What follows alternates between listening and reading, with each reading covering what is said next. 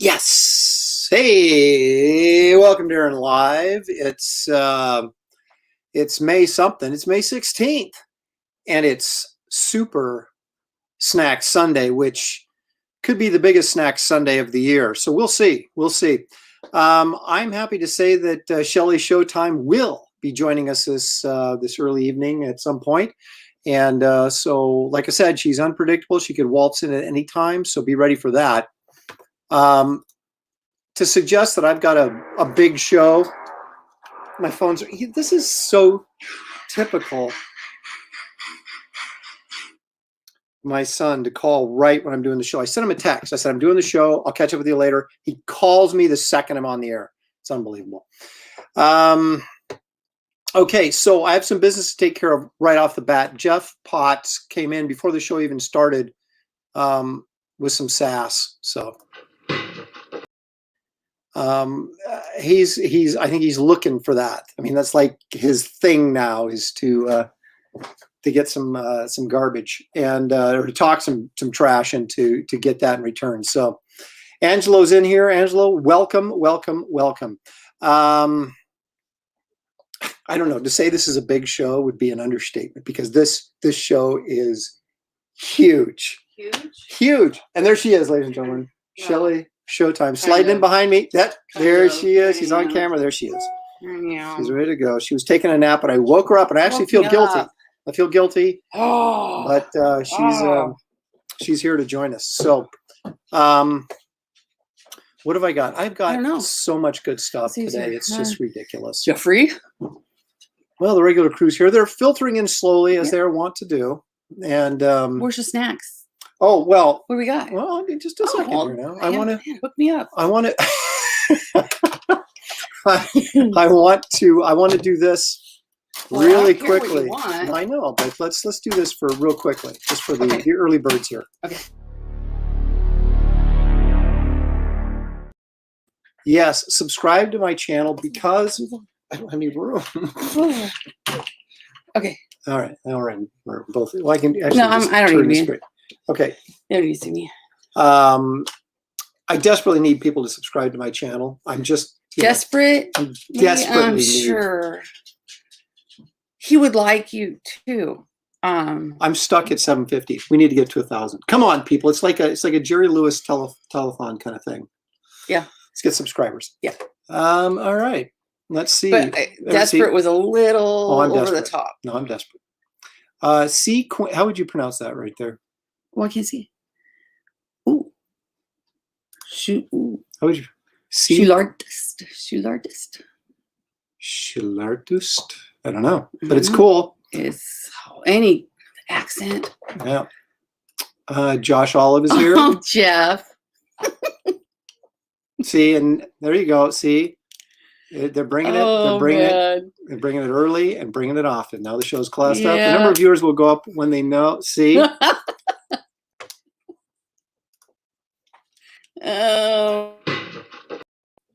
Jeff's got 2 of those already, and the show hasn't hardly even started. It's early for that. I know. Well, he brought it early before the show was even open.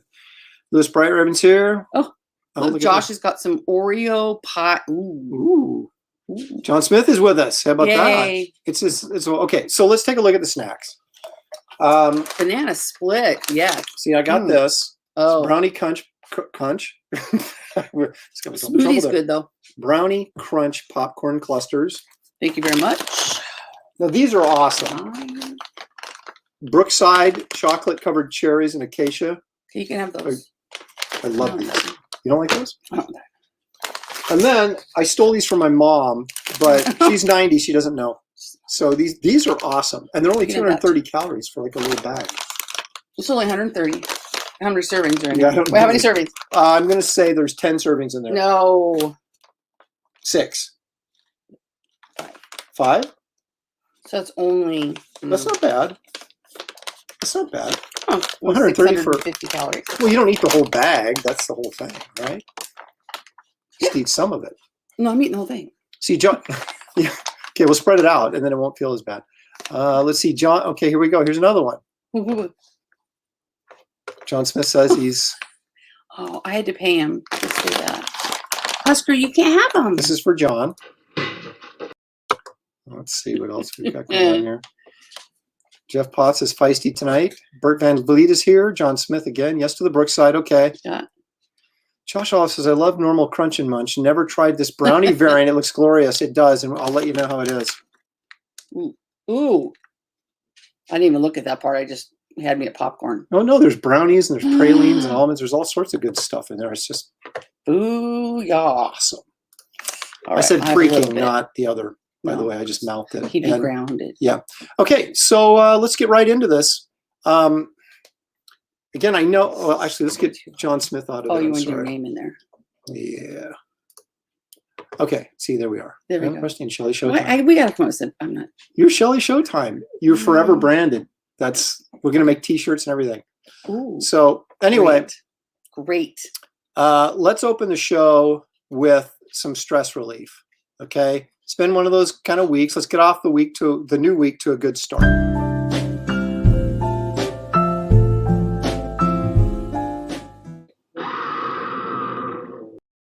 Yeah, see, you get that off your chest and you feel better. So anyway, okay. So what we're going to do tonight is we're going to look at a few videos, and because I always bring the extra stuff for you guys, and then we're going to draw. Because that's the extra stuff I always bring. So what should we start with? Let's, you know what? Before we run a video, we got to crack open some snacks. So what's going to be the first bag we should open? Should we open the Brownie Crunch? Okay.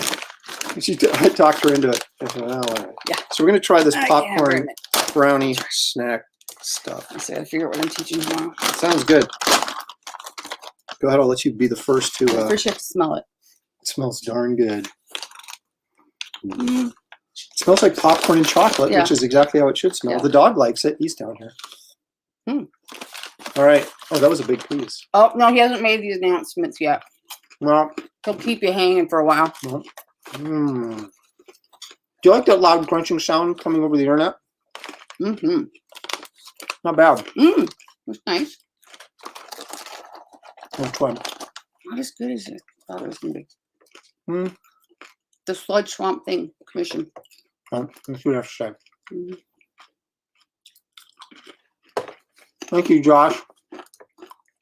We always appreciate kind words on this show.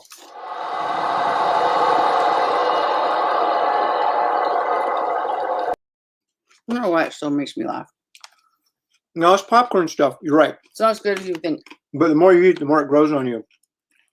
That's how you go through the whole bag. You're like, it's not bad. No, it's getting better. And oh my gosh, if I have can't another stop. taste, I might like it better. I would try a couple more because you want to make. Excuse me. You want to make sure how you feel about it. I'm not sure it's worth the calories. Okay. But I'll let you know. I think yeah. See, Roscoe, I think I did say that Shelley was here. And so, Roscoe, you know what you're doing? You're trolling me. And you're going to get double for this.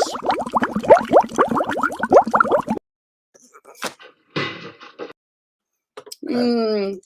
Oh, Victor Thomas is here. Excellent. Hello, everyone. Do you mind if I call you Vic? Thanks for joining us. Yeah. It's probably I don't know. I'm cracking open these Brooksides because these are awesome. 1 to 4. You have to read the questions so everybody knows what you're talking about. Oh, calculate the ratio of chocolate to popcorn. Not enough. But the popcorn doesn't really have any flavor, or it's kind of, you know what it is? Because of the, it's kind of stale.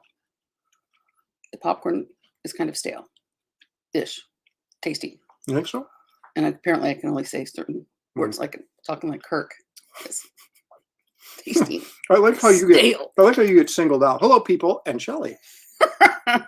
Wow. So you're up like a step above. I feel people. so special. Even though you spelled her name wrong, she's going to forgive you. I'll take it. Yeah. But yeah, I don't know. I can go either way with Vic. Okay, good. I just it's hard for me to. I like the original Crunch and Munch better, I think. Well, let me try one more, just to be sure, because I'm a little confused. I'm flavor confused. Are you? Mm-hmm. Okay. Feel the popcorn. You're crunching, but it's. I don't think it's stale. I don't. No. Um, Well, we'll fight about it later. Yeah. I'll give us something to fight about. Oh, We don't have anything. It only took 11 minutes just to throw hands this time. At least you're eating reasonable stuff and not Mike Miller style weird, messy stuff. Well, I got to draw, so I have to be, we need to. Try it again. I'm going to try. I want to go Taco Bell because I want to get Taco Bell to be a sponsor on the show. Oh, so. yeah. Anyway, okay. Well, since Shelly's here, she's raring to go. You guys are raring to go. Let's get into the show. I can't figure it out. And let's open with this, since we're very Shelly centric.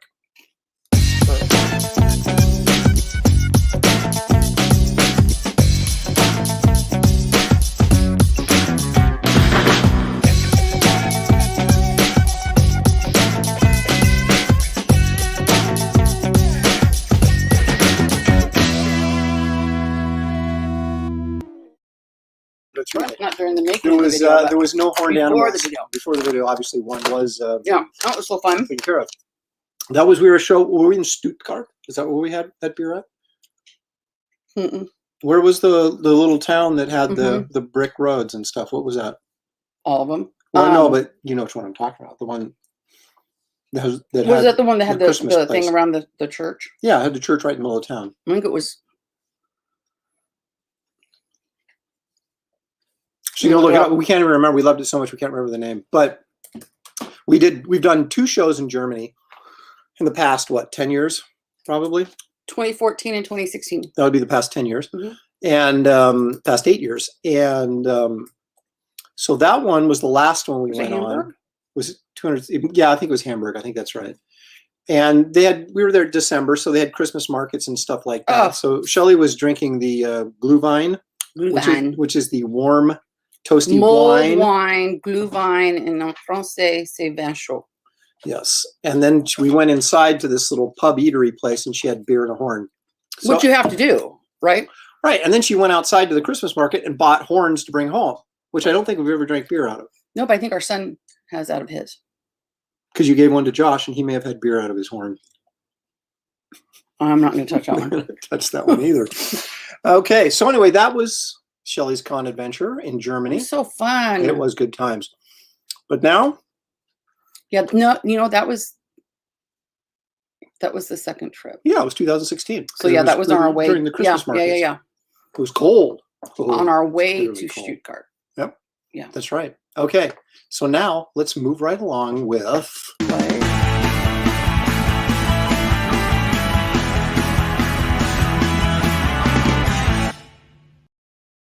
Donna. Well, you'll be able to see Shelley just in the corner there. Oh, sorry. And, sorry. I'm going to go this way. I'm all the way over here. I don't know. I had Rocketeer on my mind for some reason. And Star Slayer, the log of the Jolly Roger, of course, with Pacific Comics, I want to say 1984, maybe 85, but 84-ish. And that's the first appearance of the Rocketeer. And on the back cover there, you can see the little Rocketeer ad, if you will, that they ran on the back of the cover of this comic for this first, it was like a 5-page installment. Now, the interesting thing about the Rocketeer is that it appeared all over the place and never any, if you were searching it out when it was coming out, you were in trouble because it was all over the place. So the first appearance, so the first segment of the story, the first chapter, was in Star Slayer. The second chapter was in Star Slayer number 3, okay? It is a backup story. But then after that, it jumped over to... Wait, can you go back though for a minute? I have a non... Why are his pants like that? These little... Yes. What was the purpose of those? I don't know. They were didn't they wear those on safari and stuff too? Oh, because I don't think... Not a good look? No, I don't think women would wear them. No, women would never wear that. But that was the look. So I can't give you the pants story. Why I'm the sure pants look like that. But anyway, the other interesting thing about Rocketeer before I go on was Rocketeer it makes me nostalgic for the 80s because I was, a young man just going to film school, and those memories come back while I because that's when Rocketeer came out, right? And I discovered Rocketeer. But the interesting thing is it's a double nostalgia thing because this Rocketeer itself takes place in 1938. So I flashed when I look at the You remember comics. 1938? No, but what I'm Oh. saying is I remembered liking it in film school because it was nostalgic for that era, the late 30s, early 40s. And so when I remember it now, I have double nostalgia. That's pretty hard to come by. Come up with a double. Yeah, I don't know if that's a thing or not. Is Maybe that it's a condition. I should get treated. Nostalgia squared. Right. And the other interesting thing is this was by Mike Grell, Star Slayer was. And I think that was like that was Pacific Comics. That was their like big score, was to get Mike Grell to do this book, because not only did they premiere The Rocketeer in the back of Star Slayer, they also premiered a couple issues later in number 5, they premiered Gru the Wanderer. Good old our old Gru. friend Sergio Aragones in Star Slayer. Yeah, so they assumed that everybody was reading Star Slayer, and so that's where they would, introduce new characters or stories in the back of Star Slayer. And it's funny that Dave Stevens really became probably the first independent comic superstar because of this. I guess you could argue about the Teenage Mutant Ninja guys, but I think this actually came out before the Teenage Mutant Ninja Turtles did, didn't it? I think it did. Oh, Roscoe, your wife likes my nails. Thank you very much. Actually, Sammy mentioned the other day that who's now 19, doesn't know me without nails. So I've had them on for over 20 years. Some more Roscoe. Well, those are the same. Those aren't the same nails you've had over.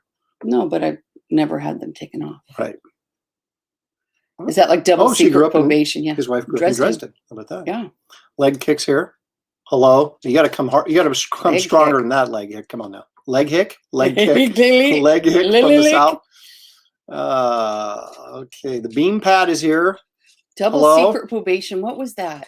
What was that from? National Lampoon's Animal House. Was it? Oh, double secret probation. Dang it. Oh my gosh, it's already so hot in here. How do you stand it? I turned the AC Sorry, up. people. Well, I got just these lamps on, so it's like, can't take it. Okay, so anyway, so then the next 2 chapters appeared in Pacific Presents, right? So along with Ditko's Missing Man. So that's chapters 1, 2, 3, and 4, right? Now, this is interesting because, and these are still by Pacific Comics, right? So they did the first 4 chapters, which really resulted in about 20 pages of story.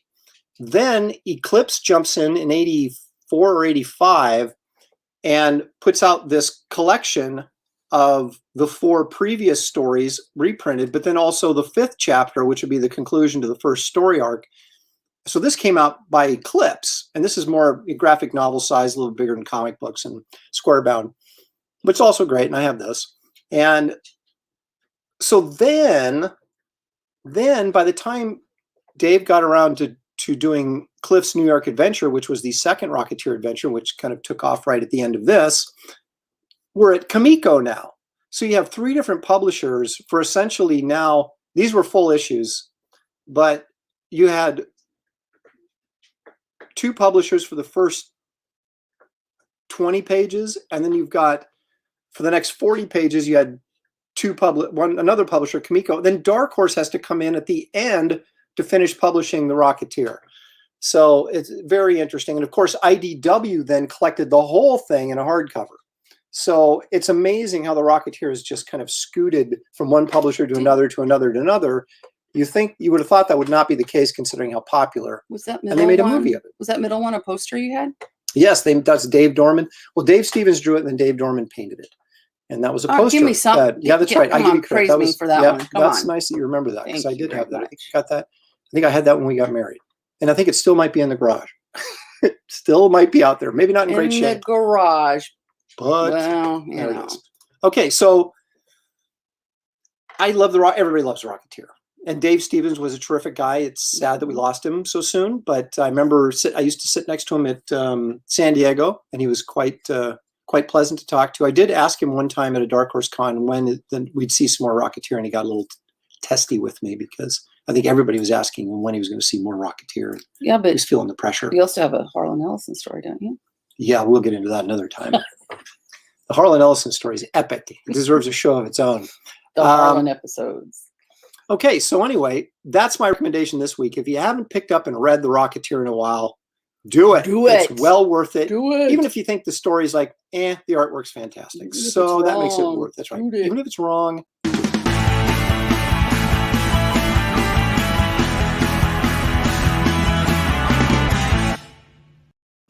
And I'll also say, even if it's wrong,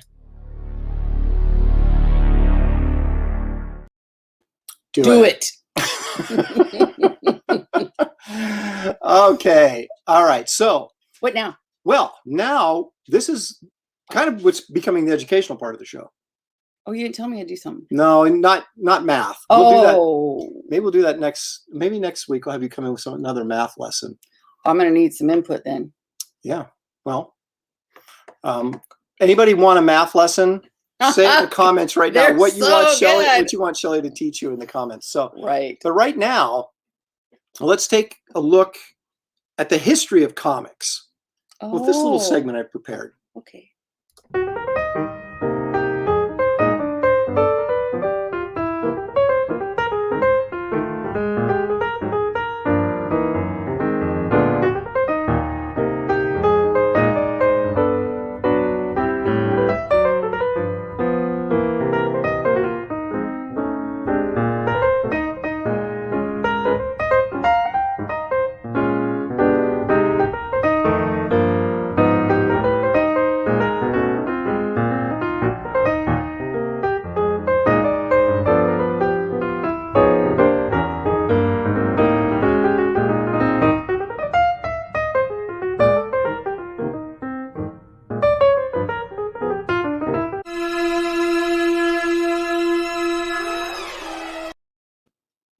Now that's mild. I know that would be like that's a Disney film at this point. But I always thought Gaines is, trying to justify that it was in good taste. And I guess in a strange way it was, because like you said, he could have showed her decapitated neck in the body laying down and the blood dripping off her neck. But that's one of the most infamous and horrific covers of the 50s era. And I wish I had it, but it's too darn expensive. So I have to pass. Should have married better. You say it all the time. If I married better, let's not say better. Ooh. Let's say more wealthy. Okay, because that's really what we're saying, right? We're not saying better. We're saying more wealthy. Wouldn't take much to do that. If I had a wealthier wife, she'd probably be going, spend it on jewelry, which is. I do that anyway. You do that anyway. Okay. Mark Anthony's here. Yay! So Ellison did something smug. It's beyond that, but maybe next week we'll do the Harlan Ellison story. Oh, production value's going up. Booyah.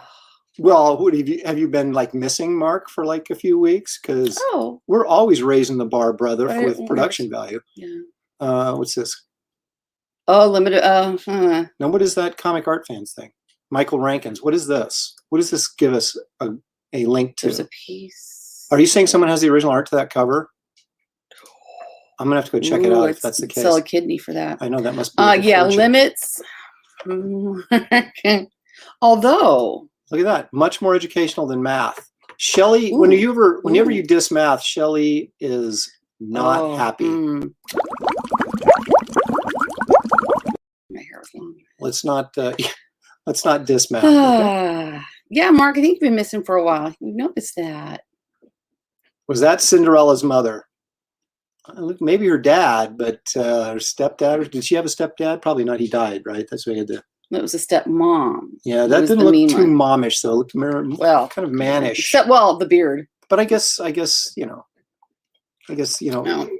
Mike's just going for a joke, so we got to humor him. Well, I could do the whole my master's thesis thing.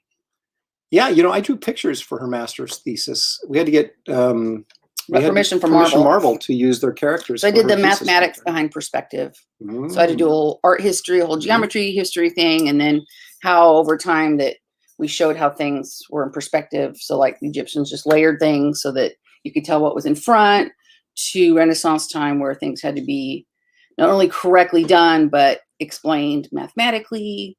So a thing called projective geometry. It was a big geek fest. Whole paper. Big paper. And then, so the curriculum stuff I got to use his, I think your X-Men pages. So the kids got to find the vanishing point and do some perspective stuff. It was really cool. Yeah. Can I sing the quadratic formula song? Is no, there one? Mama don't sing. Okay. Yeah, but it's to Pop Goes the Weasel. Oh, is it? Okay. Yeah. Yeah, I know who you were talking about, Mike. Oh, the decapitated lady, not the decapitator. Okay. Oh. Well, I didn't know who you were talking about then. I thought you were talking about the dude. You're making anyway. The dude. So there's this antique place near our house we like to go to and frequent, right? And as I was drinking this, I thought they have like flasks in there. And I thought maybe I should get myself a flask and just fill it with water and I could drink from a flask and look cool. Well, excuse me, it'd give the wrong impression, of course. Of course. But unless I had it. Then that's it would the right impression. I could put kombucha in there for me though. Yeah. I'm doing a little more Brookside. Yeah, I can't. Maybe it's not chocolatey enough. It's not like sweet. The Brookside? No, that stuff. I don't know what it kind isn't of chocolate. Sweet. It's not really sweet, but you better try some more and make sure. I gotta read the instructions, the ingredients. Sugar, semi-sweet, unsweetened.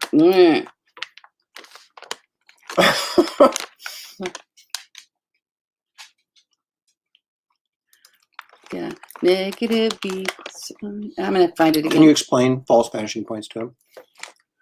Well, I don't know. Is that a technical term? I'm not sure. I don't know. I just know that.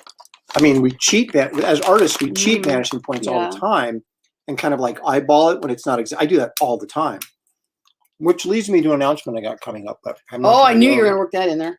No, it's kind of like the vanishing point we can think about as the point of infinity. That makes my students' heads explode. It's kind of fun. That's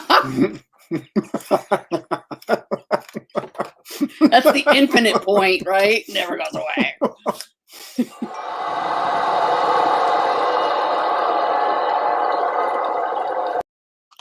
That's good stuff. That was good. Speaking of good stuff, not so much. All right. Well, she keeps eating it though. Well, all right. Let's take a moment and just chill out and take a moment to reflect. Okay. Oh, just precious moments. Precious moments. That's my favorite part. Precious moments from yesteryear. Let's just take a moment.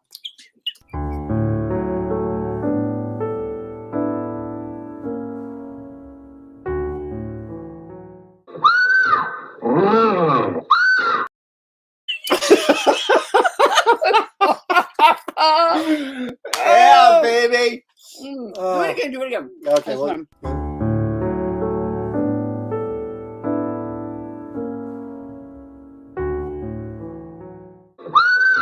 Oh my gosh, it's so good. you guys, you just don't get stuff like that anyplace else. It's funny when your parents are trying to find you for chores. These Brooksides, man. Are they good? Oh, they're so good. You don't want one? Everybody still eating snacks? You don't want one of these? Oh, wait, I gotta pop my neck. Oh, I was good one. Would you take one? Okay. Ron! Walk away from your mouth full. No manners. All right. Let's do some announcements. Oh, those are good. That's way better than the popcorn. I know. David Williams is in the house, as he usually is, so he might as well be on the show. So, David, I'm sending you an invitation next week for round 3 of Face Off. And I know. Is it tied up? I know you want. Well, he thinks he's 2-0, but we still have to have the rubber match regardless. I know. I saw that first Silver Surfer he drew last time. It was nice. Yeah. Very minimalistic. The first one. Oh, wait a minute. What's this mean? Oh, wait a minute. Vanishing point. I'm sorry. That's a little too personal. That's what no, I ain't. No, I ain't what? I can't remember what I just said. Oh, I ain't here. He's not here, but he'll be here next week. I'll twist his arm to get him to come next week. And we'll settle this drawing thing once and for all. I love Bluebell. What is Bluebell? Is that like potato chips or something? Oh. Or is that another kind of sweet popcorn treat? I don't know. Aaron's first attempt. Aaron's attempt at flirting. That's interesting. I have a little bit more structured approach. I call it cheating, but when I'm doing it for real, oh my goodness. My daughter's been trying to do that to me the last 2 days. I don't know what her deal is, but she's been coming after me hard. I don't know what her problem is. Oh yeah, duh, it's ice cream. What, Bluebell? Mm-hmm. That's ice cream? Mm-hmm. Ask her, no baby. Okay. No baby. Give. No baby. Bluebell is ice cream from heaven. Well, from Texas. Well, we might end up in Texas before it's all said and done. So probably. We'll have to remember that Bluebell ice cream. Okay, so let's do a couple of announcements here. Oh, wait, I want to go back to this. What? Where was it? Where's from? I don't remember what I said. Go back. I don't know. It's so funny. Well, I don't know. No, let's see. I don't. This is almost like a what? I don't know if that's good or bad. Wait a minute. I'll tell you what that is.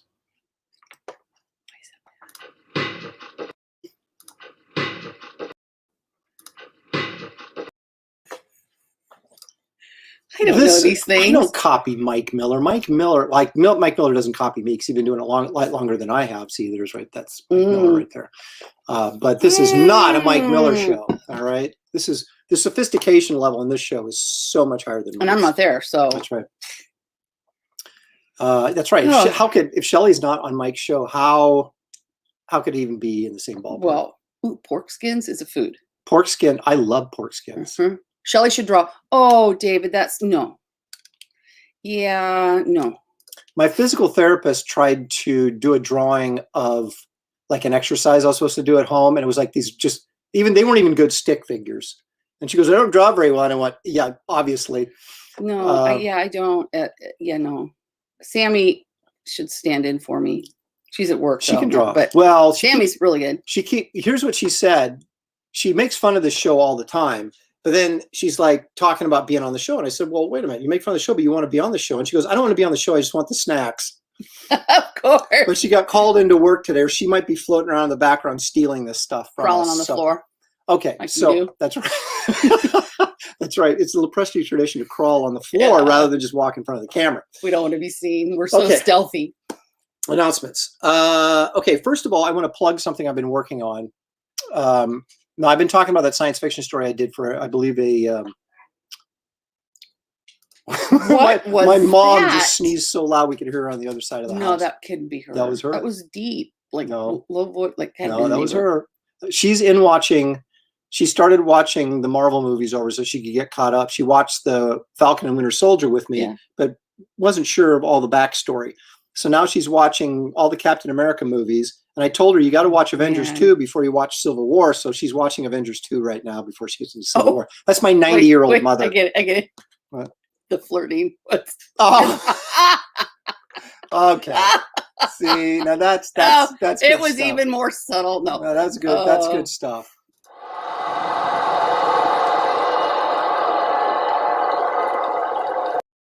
That is so funny. Actually, my idea of flirting with Shelley was going out on a first date and forgetting my credit card and making her pay. I had to pay. I paid her back though. I did. We stopped so at a bank machine and I paid her back. I did. And I remember thinking, we'll see. Oh my goodness. That was so funny. You know, I texted my son and I said, I'm not starting my show. I'll get with you later. He's called me and texted. Oh, that's not from him. It's from the doctor. So confirm an appointment. Oh. All right. Okay, can I make my announcement now? Okay. All right. Man, you think this show's all about you.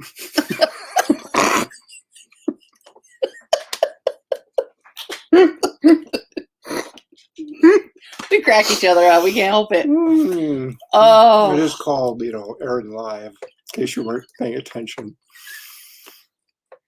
Okay. Ow! That's my surgery spot. That's okay. That's all right. We'll be all right. Oh. Okay. Oh, is that workman's comp? Do you get that for that? Okay. Okay. God, such bad. So I've been doing this. I did this short science fiction story for this, I believe, Swedish publisher. And it's called I believe it's Swedish. It's Swedish? Swedish, or it could be Denmarkian, or is that a thing? I don't know. It's one of those Nordic countries, but I'm pretty sure it's Sweden.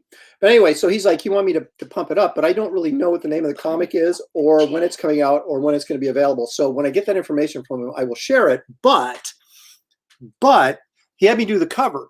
Now it's a black and white comic, so he wanted the cover done in black and white. And I'm like, really? Sure you don't want to do it in color? You know, but he wanted black and white. So here's my black and white cover, exclusive. I don't even know if I'm supposed to be showing you this, but gosh, so don't tell anybody. I am. You don't tell. It's between you and me. Here we go. I think that's kind of. You did that? No, I mean. Wow, ladies and gentlemen. I don't remember seeing it. That's why.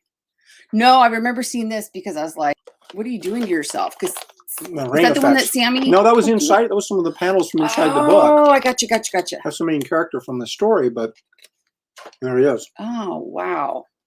So yeah, so I had. Why do you do that to yourself? I don't know. I wanted to do a rain effect, and I thought it'd be cool. And I think it does look cool, but it was that background. It was challenging. Wow. There's a lot of perspective going on in this background, by the way, in case you're Where's not the fake vanishing point? The vanishing point. Can you see this little? Or I think you can. That right between his eyes is where the vanishing point is. So all the lines lead you right to it between his eyes.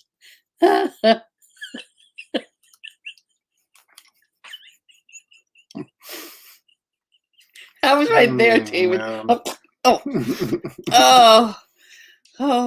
that didn't come out like I meant it. Oh, thank you. Yes. Oh, we have a good time. We're great.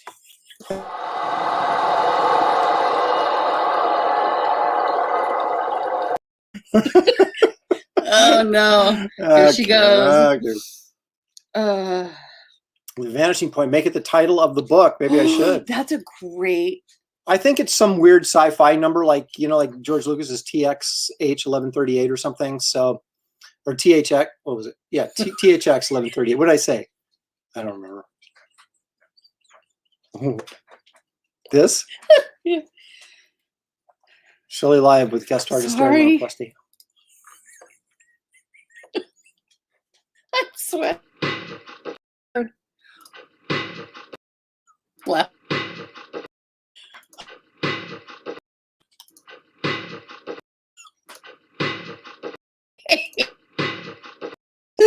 Oh, right. Sorry. That's for Lloyd. I am so tired. There, see, now David. Kate David's nice. There you go. Thanks, nice. David. Thank you, David.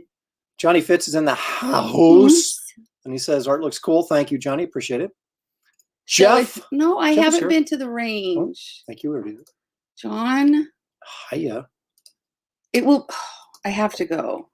Shelley been to the? No, she has not. No. Ah.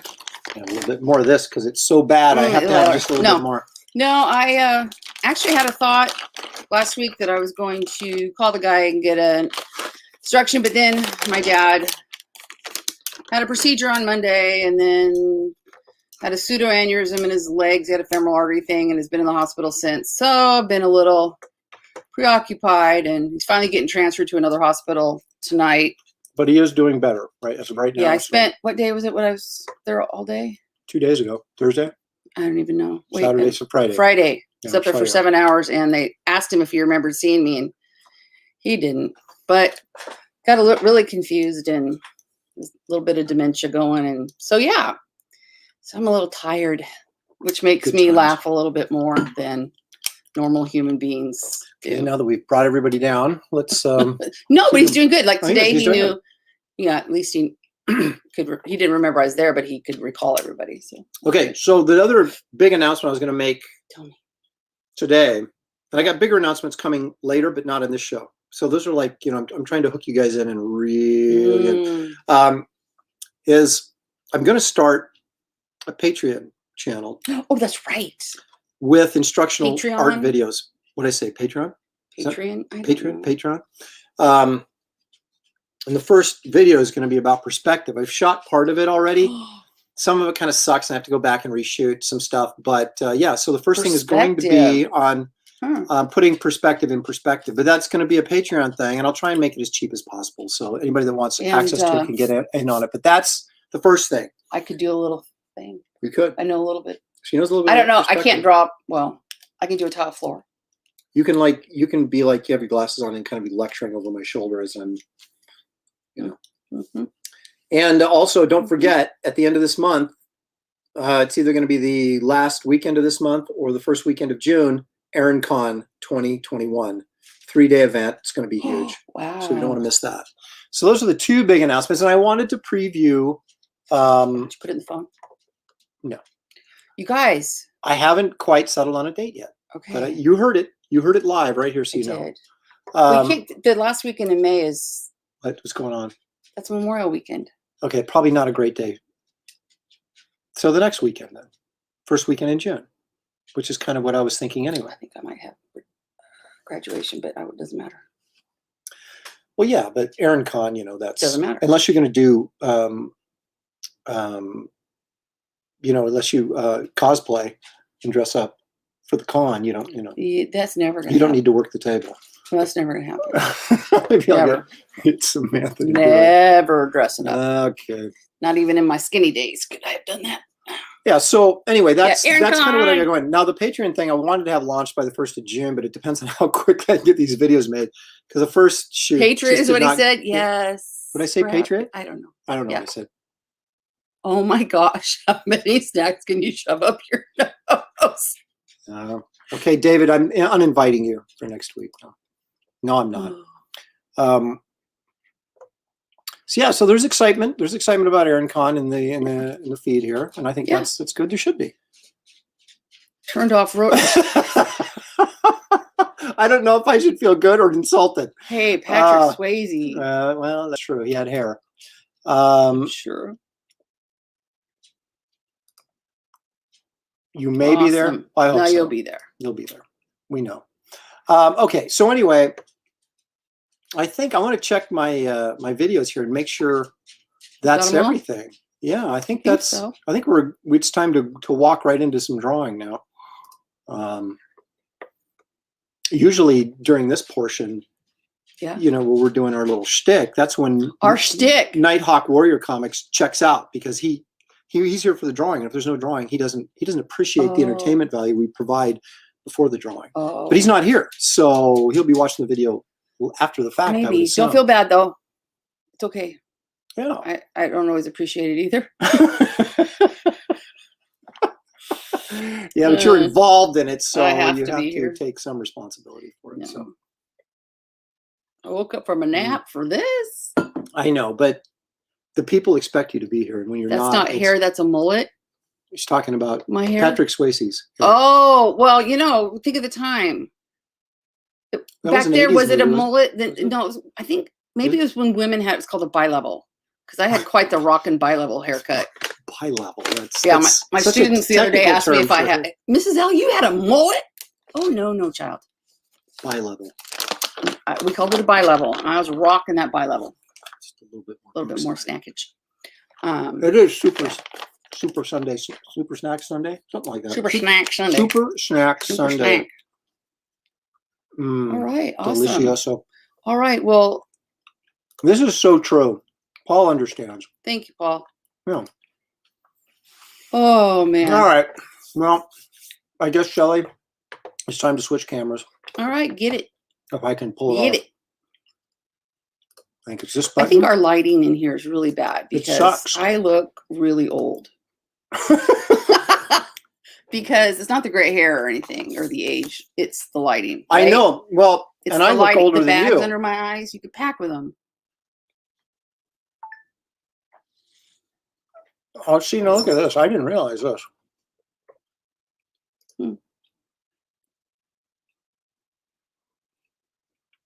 Well, I'll tell you right now, priorities, I guess. Yeah, well, he's just made the list. Uh-oh. The bad list. Erin, would you rather draw TV Batman and Robin or the Lone Ranger and Tonto? TV Batman and Robin. I was never a big fan of the Lone Ranger for whatever reason. Let's see. Are you currently or will you be doing any more interior work on commissions? Now, I don't understand what that question means. Interior work usually means story work. but commission is generally a single illustration. So I'm not sure what you're getting at. Ken wants to thank me for the Dr. Doom and Marilyn Monroe, and I appreciate it, Ken. Thank you for taking it off my hands. I appreciate it. David is on a roll. I'm not even going to put that up. In fact, we have to do this. It's a little manscaping. Yeah. Oh This gosh, show is rated David. PG. You saw the PG rating on my little banner. Oh, gosh. Oh, you know, before I start drawing, don't forget about this. This is out, or should be out very soon, because I just got my copies, although she has a dress on in the published version. So you'll have to scour the internet. Maybe I should release the underwear print, the James Bond underwear print. You should. So that's coming out. Maybe like, we'll have to think of something. James Bond Uncovered or something. Ooh, yeah. The mathematician comes through. Yes, yeah. Nice. I like it. Thanks. And then, of course, we've got the cover to the Shield, #1, coming out in June. I don't know what in June, no, but that's my cover. And I would hope that you guys all ordered that cover instead of any of the other options. Any of them. We don't care which one, just any of the other ones. Is that what you're saying? That's what I'm saying. Okay. Okay. So anyway, so let's get to it, shall we? This is 11 by 14. You know, something as simple as finding. Thanks for humoring us, because we are so weird. Our poor children. Our children.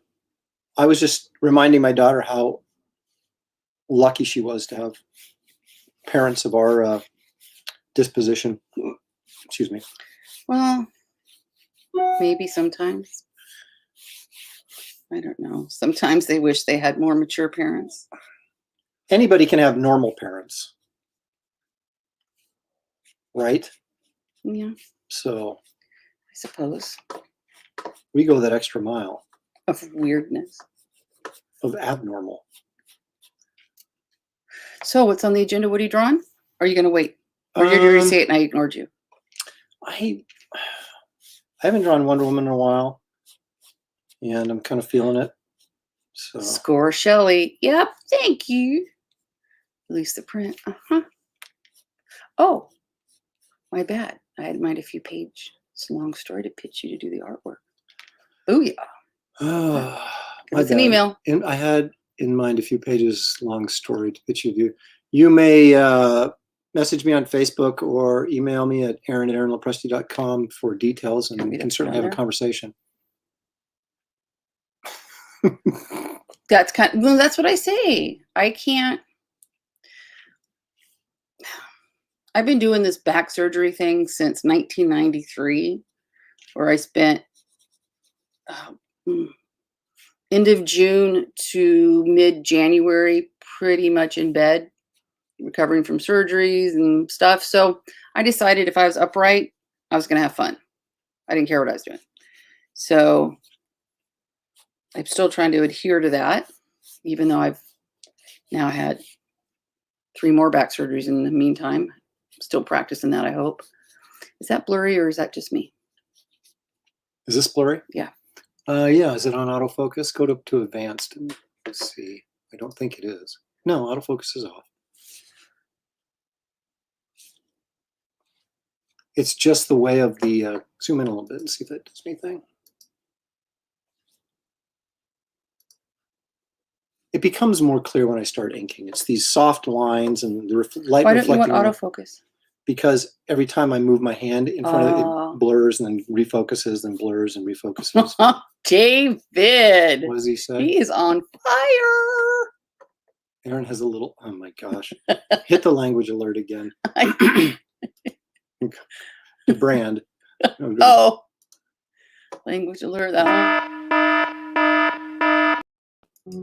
You're despicable. Absolutely. I tell you, I get Hey, Vincent's here. All the way from New York, I think. Hi, Vincent. He likes his your Wonder Woman stuff.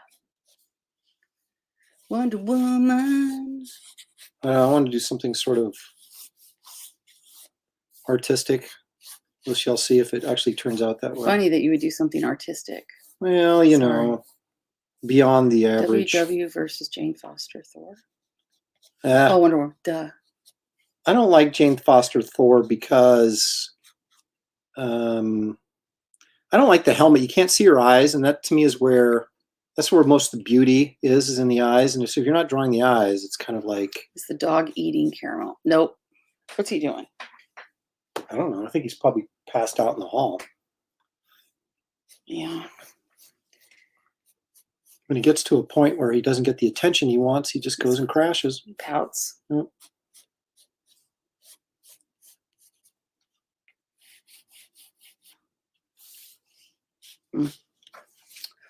She says. You know, I should, on a future show, I should show the one illustration, a comic drawing I did that you posed for. Me? Yep. Which one was that?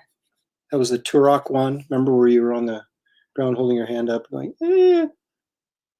Oh. He's like, I have a what are you horrible memory. talking about? Oh, is that Sandy Duncan you drawn? Oh, David. Oh my gosh. At least he's like pulling out references from like the 70s that no one even knows who the heck he's talking about.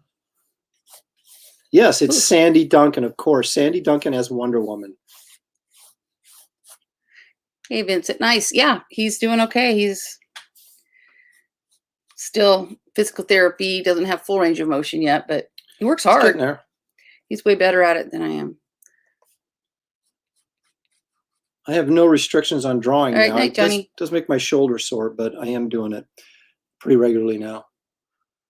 All right, Johnny, good night. Thanks for joining us. So Jeff just bought Wonder Woman, where to go? Earth Volume 1 and 2 the other day. Oh, did you? Excellent. Can't wait to read them. Where's her floating eye? Who said I that? don't know. Oh, Sandy Duncan had like the weird floaty eye. Oh, goodness. Nice. Nice call. No, it's not easy. My doctor's never sent me to physical therapy for my shoulder surgeries, but Which I find not my very moneymaker. bizarre because this has really been a long, sort of drawn out process of getting this shoulder back just to average health right now. I mean, I still can't hardly lift it above my head. I'm getting better, but it just takes this long, drawn out process.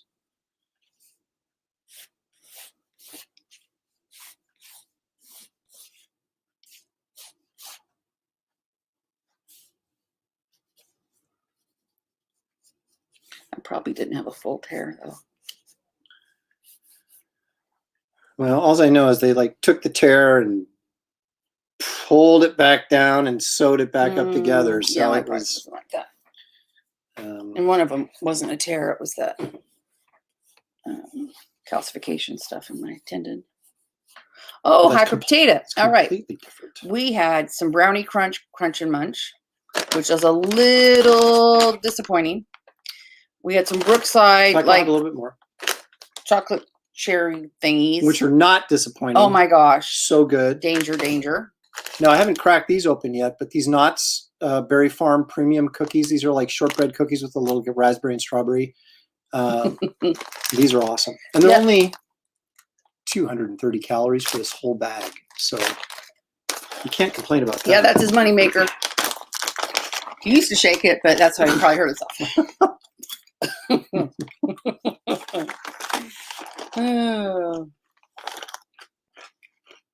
Oh my gosh, David keeps dropping the 70s references. I was going to guess either Shields or Yarnell at first. Oh my gosh.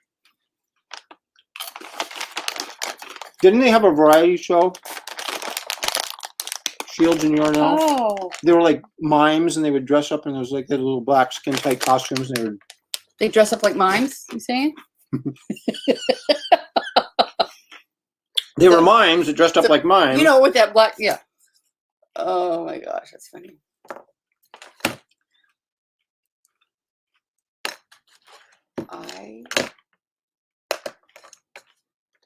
Where's my .80? I don't even know what that is. That's an 80.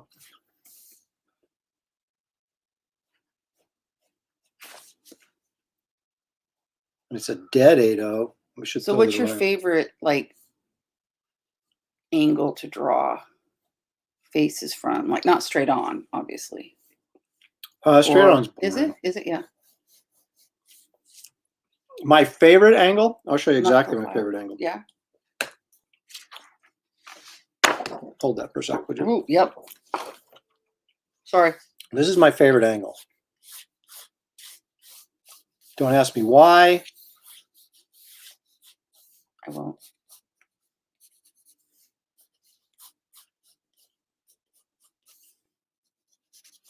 So like a 3/4 high angle shot looking Ooh. down, because I always like this kind of eye looking up at you like that. Especially if you have a Sandy Duncan eye. Oh my gosh.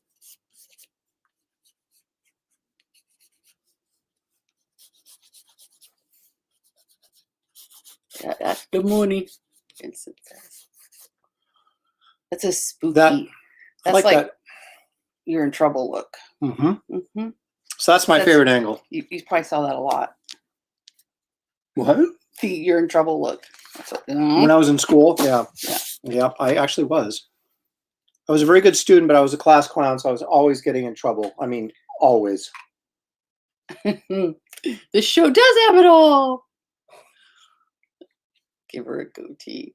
Oh, that's funny. Be progressive, give her a goatee. Yeah, I'm not, Oh, no. that's funny. But Roscoe wants to know, but why? Why is that true? Peter Falk had a glass eye as well. Yeah. So funny.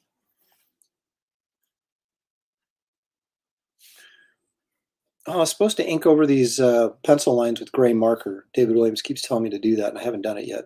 And it's too late now. I've already committed to the black marker. So Next one. next time. Oh, so that's the Justice League International angle.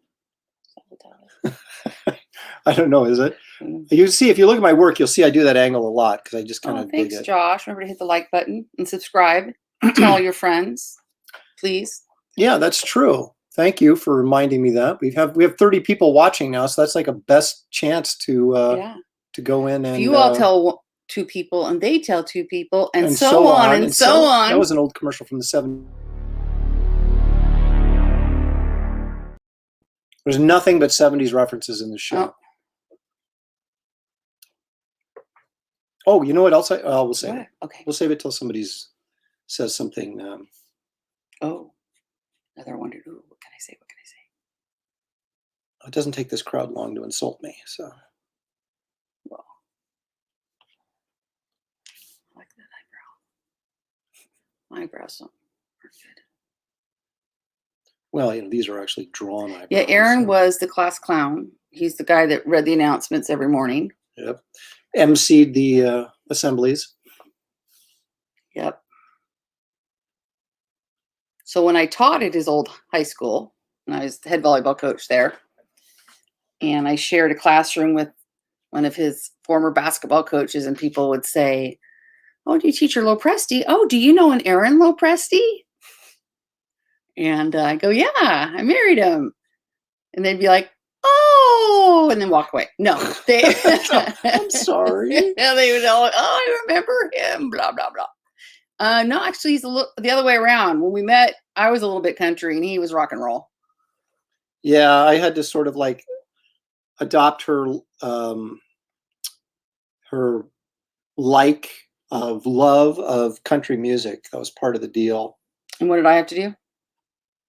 You had to watch Nebraska. Yeah, watch Nebraska football and accept the fact that I did occasionally spend money on old comic books. John, you are not. I'm unsubscribing. Well, because of the country music? Oh, I don't know why. Why? Do I offend? Oh, who wears short shorts? That's right. Ne'er wear short shorts. If you dare wear short shorts, ne'er for short shorts. Yep. Remember that. Yeah. Yeah, I use that shampoo commercial when I teach exponential growth. And people are like, what are you And then we talking talk about? Kids about are like, what are you talking about? rumors. Rumors spread like exponential growth. And that's when the kids all nod their head like, oh, yeah, I get it. David. What do you see now? Donnie Marie Raw couple.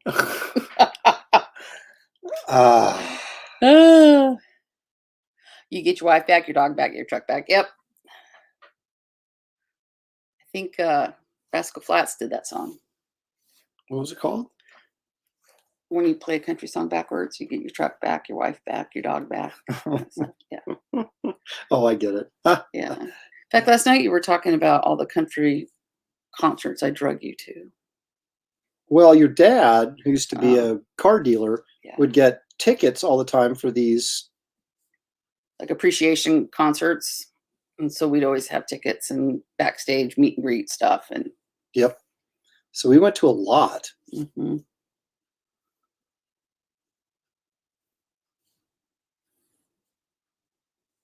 But I did go to the first Kiss reunion concert when they were old, but they were still old enough to rock, not too old to rock.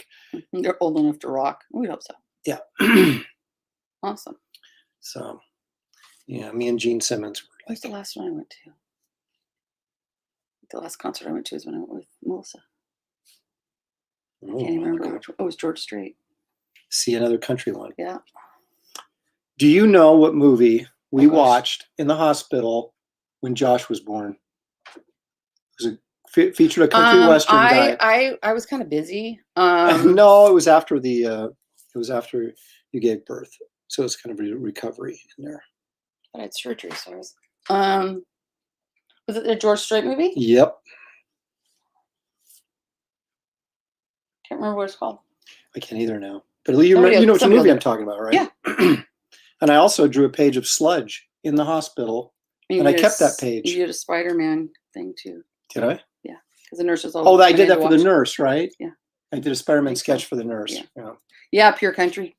I think it's what it is. Yes. Who is the best Captain America, and why is it Reb Brown from the 70s? Okay, you're high, man. Oh, it is so hot in here. I'm out for a while. Well, see, you guys have chased Shelly right out the door. I got a plan. Too stinking hot in here. It is hot. Horrid. Oh, cow. We'll bring her back in for the closing ceremonies.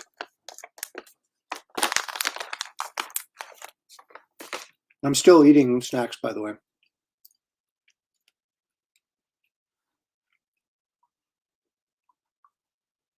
See, now I'm getting chocolate on my hands. I gotta take my shirt off. I have two shirts on, so don't be alarmed. I'm just taking off the long sleeve shirt over the top because it is getting a little warm up here. I think it was like 82 degrees out here today, which for Oregon, that would be considered a warm day.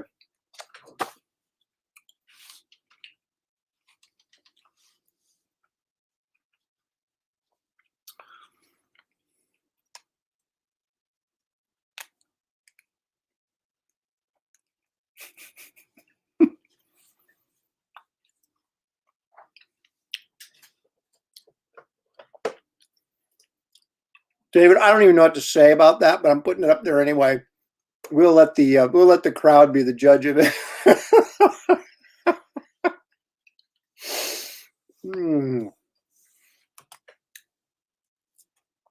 Oh my gosh, that's funny.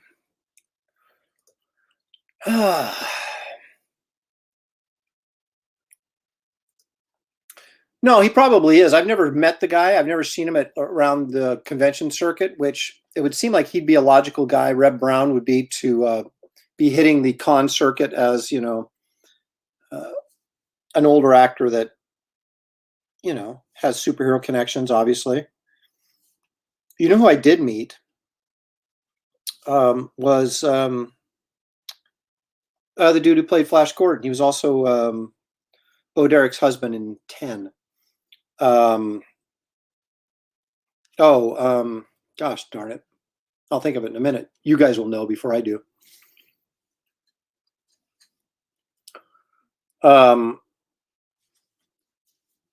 He was a nice guy. I got a movie poster from him signed, and well, actually, it was a print of the Alex Ross version of Flash Gordon that he did. So he had like prints of that, and he signed it, and then I traded him some prints for his grandkids. That was at the Alaska Comic Con I went to, which was called the excuse me, I think it was the Great Alaska Comic Con or something like that. I don't know.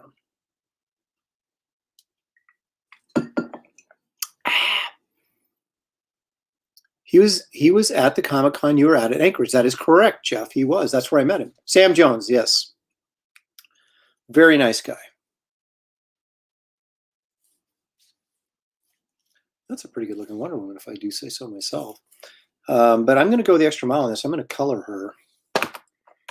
And then I'm going to offer this baby up for sale, because that's what I always do. I'm the epitome of a capitalist. Plus, don't tell Shelly, but I just bought a comic on eBay, and so I got to pay for it.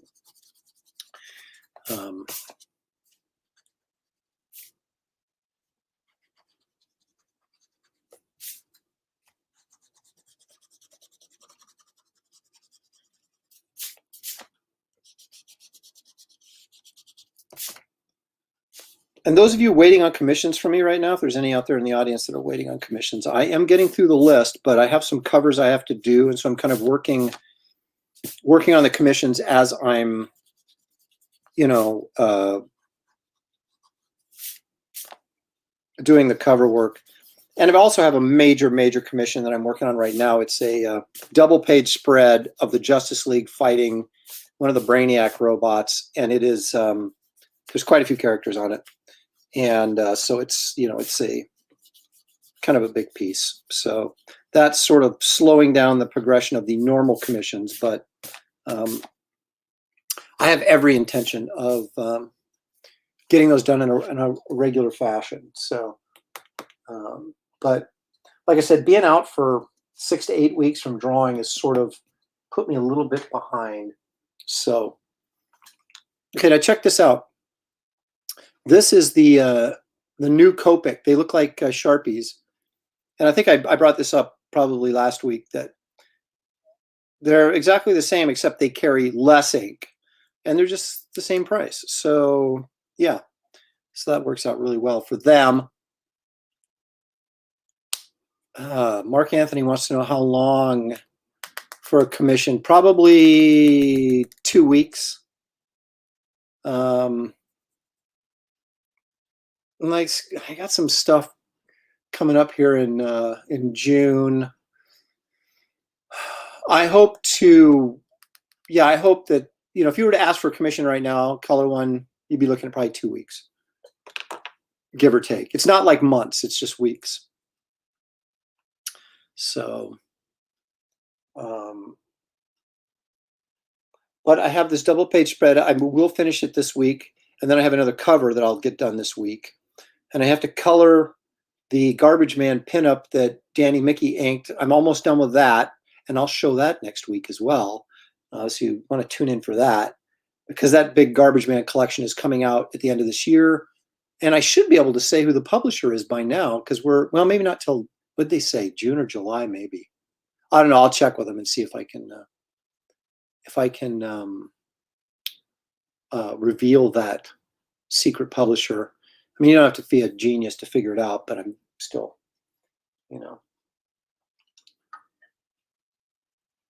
they want to announce it and have the big announcement, and then hopefully that will translate to, people impulse buying the book in advance. But I think that if you let them know it's coming and hype it up and hype it up and hype it up, they're still going to buy it with the same fervor, because they've been waiting for it, right? They're not surprised by it. So I don't know. I'm not a marketing guy, clearly. That's a little too dark.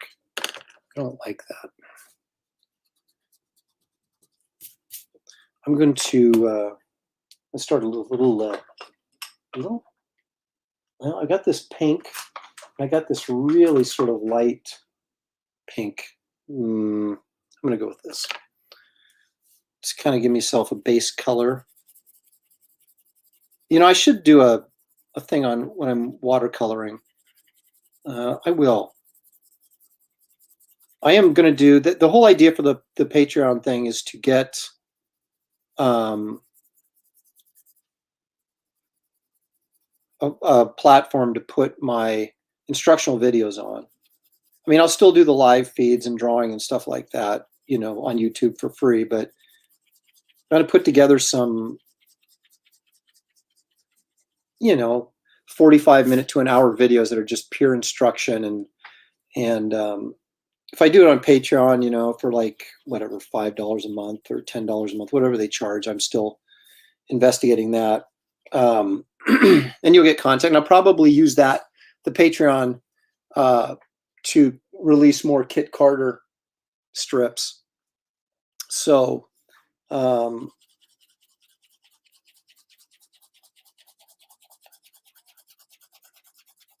it's tough to do everything for free on YouTube because just doing these live shows. I mean, I got all those stupid videos I show, right? I mean, those clever, insightful, funny videos. I mean, they take time to put that stuff together.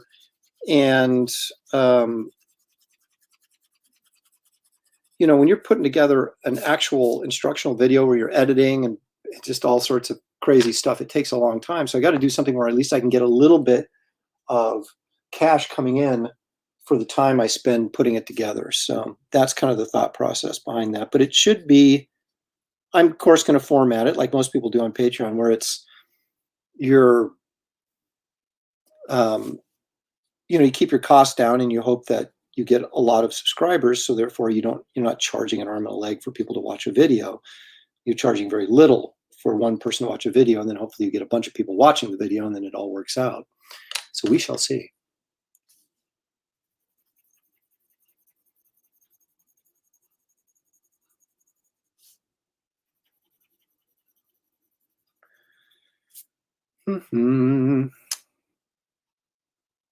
Be creative. Don't get a Superman or a Batman. Where are we at here? Josh Olive says Colleen Duran uses Patreon really effectively. I think you can too. Well, let's hope I can. I keep trying.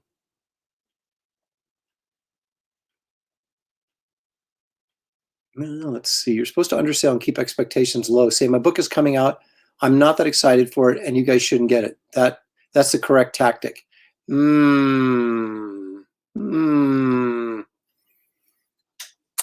I don't know if that is or not.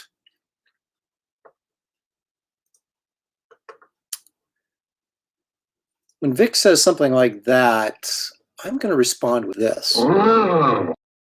Yeah, so I don't know. I don't think that's correct. I know you're joking.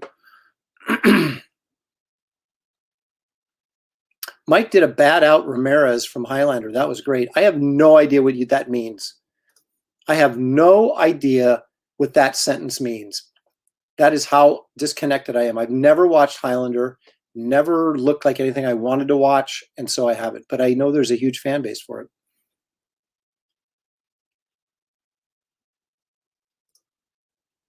Oh, a gift for your mum. She loves Beauty and the Beast. Who doesn't love Beauty and the Beast?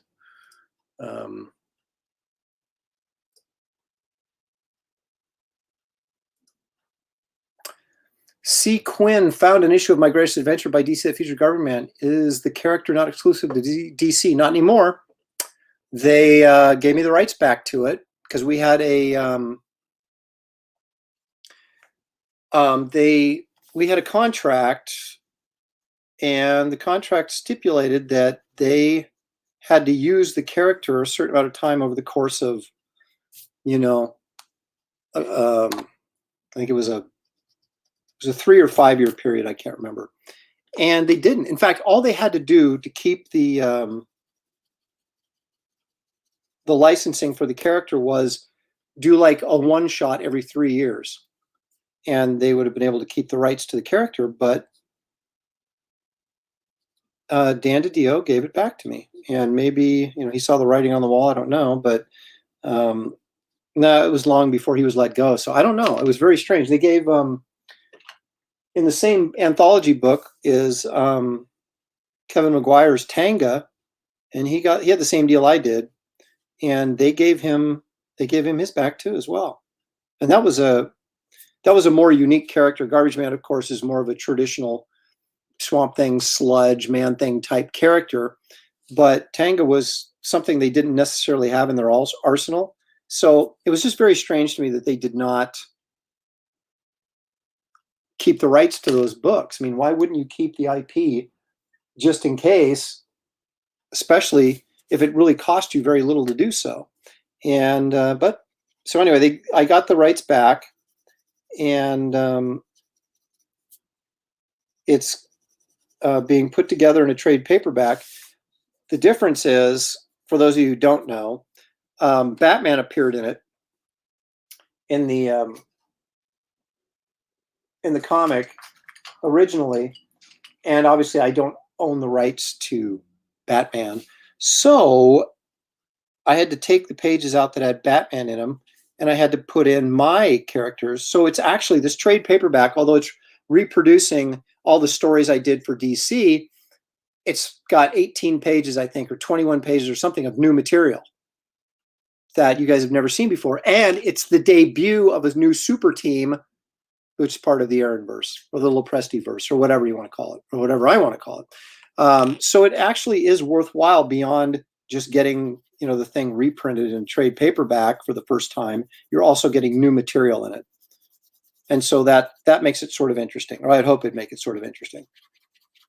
And the idea is that I don't know that I would do any more through this publisher. I don't know if they want me to do any more through this publisher, but by getting all the original material out in trade paperback, it allows me then to move forward with the series, either through another publisher or through crowdfunding or, some other avenue to get new Garbage Man stories out there.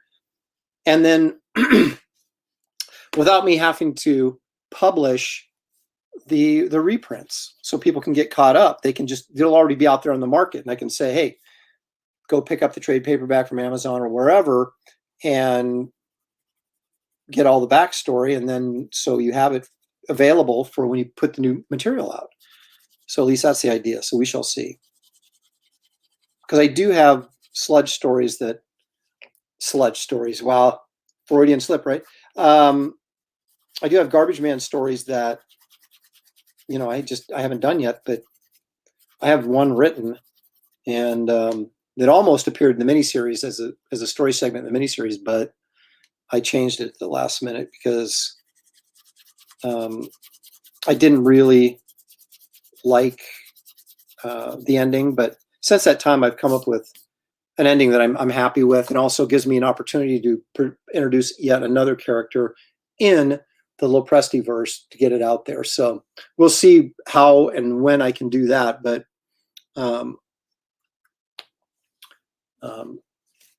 first things first, I'll make publishing announcements during AaronCon. That's going to be kind of like the big draw, besides me drawing and doing sketches and doing what I always do at AaronCon, commissions and so forth, and having art to sell and all that kind of stuff. I will be doing it, I'll have like my own panel, right, where I can announce my publishing schedule or whatever. So just for that, it's worth going. It's worth watching. Komanga, can't believe I've never watched Highlander. Well, dude, I do not watch a lot of TV. I really don't. And I don't know why I never went and saw the movie. Probably because the guy that was from in Tarzan, what was his name?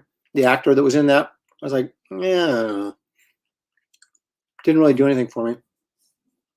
Jeff Potts says his wife is baking bread. Man, there's nothing better than homemade bread. That's true. My wife does it a little bit, but we're like on and off diets so much around here that, heavy carb loading like that is a no-no. But man, I love homemade bread. My mom makes it a lot too, but as she's getting older, like I said, she's going to be 90 this year. Her baking is slowing down a bit. Although I did chain her up and make her make some apple crisp the other night. So, hey, if you have elderly people in your home that bake, you have to take advantage of it. And I do as much as I can.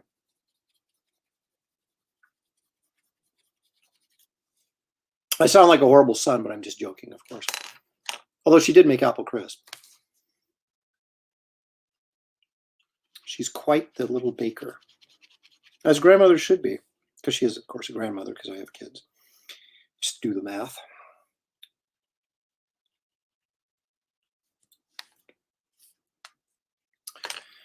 Oh, man. Where's that? Oh, here we go. Here's my little...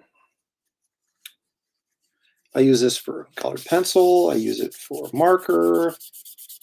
It's an all-purpose tissue, really.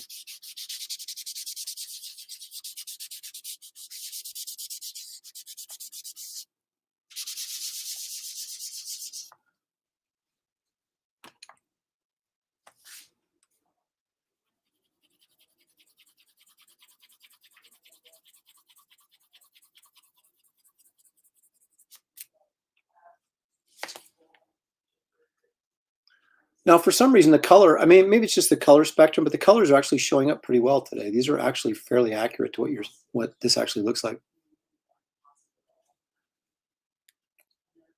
Vic's in a diabetic coma.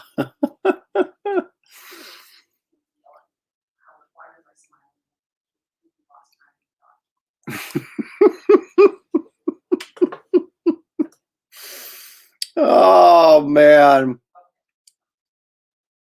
I feel your pain, man. Mine are, oh, my youngest now is 19, so I don't quite have to deal with that stuff anymore, but.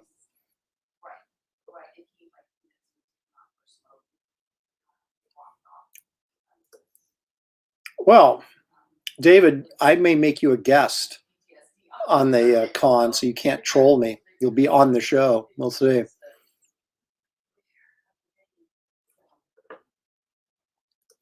There we go. That's the kind of support I like to hear. Of course, he's talking about my publishing ventures that are going to really sort of kick into gear here very soon.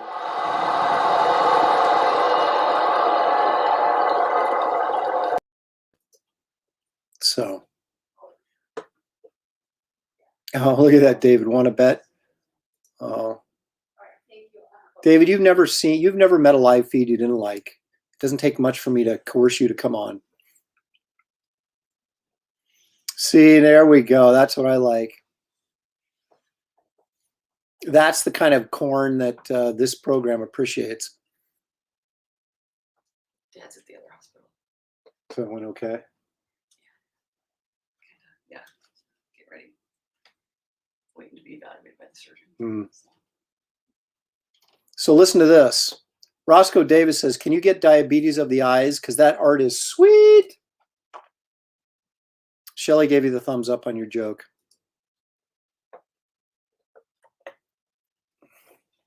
Oops. Okay. Back to work. This thing is going to draw itself.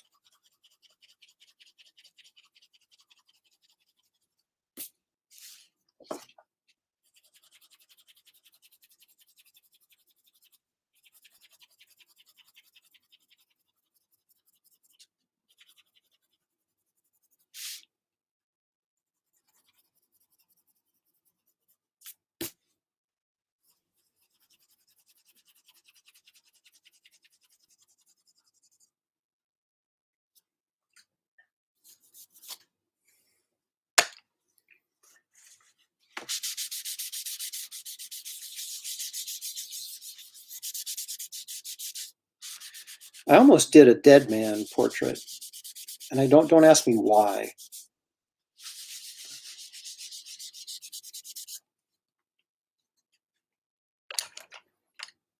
Kelly Jones did this really sort of original take on Dead Man that's really kind of cool. But I'm sort of a Neil Adams fan. That's because I was first introduced to the character, Neil's rendition, which is more of a traditional looking. That's the thing I don't really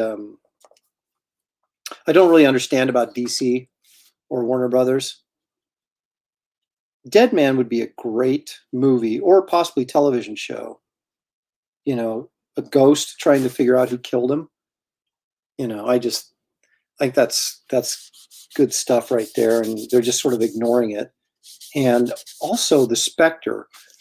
If you go back and read the Michael Fleischer, Jim Aparo, in fact, maybe I should use that as a comics I like that I didn't work on.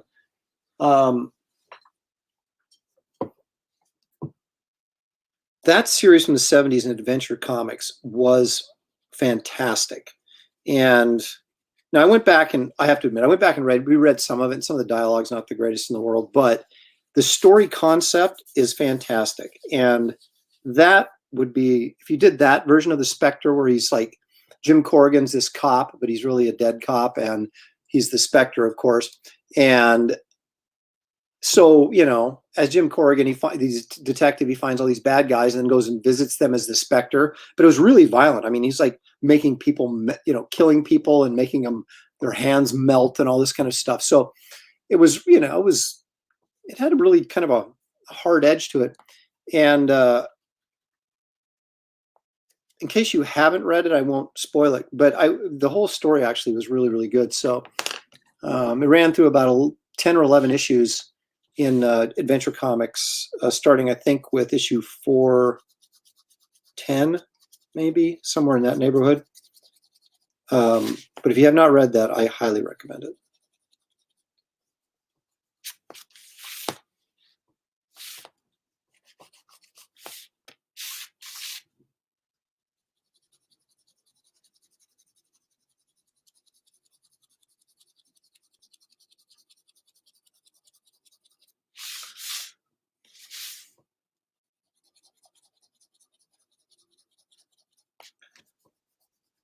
I use a lot of orange when I'm doing flesh tones. Some people go in and use yellow, and I would not recommend ever using yellow. It just makes the characters, kind of gives them like this sort of jaundiced look to them. And there's a very prominent artist who does use yellow in his flesh tones, and I won't call him out because I don't do that, but I don't think it's a good choice.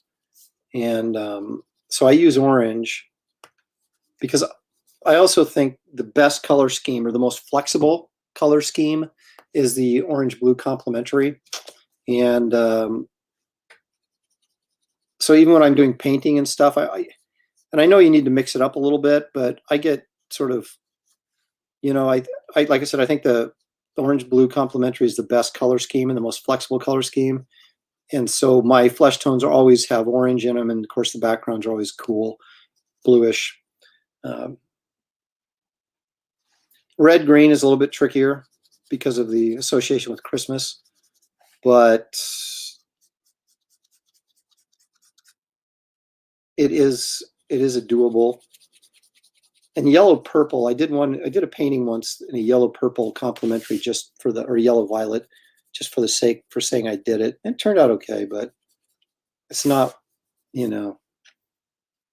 And it may be that I'm just too practical in terms of, you know, I expect flesh tones to look a certain way, and instead of getting really sort of experimental, like a lot of good painters do, they can basically use any color to kind of pull off a flesh tone, as long as it's, you know, within the color scheme they've set up in the painting.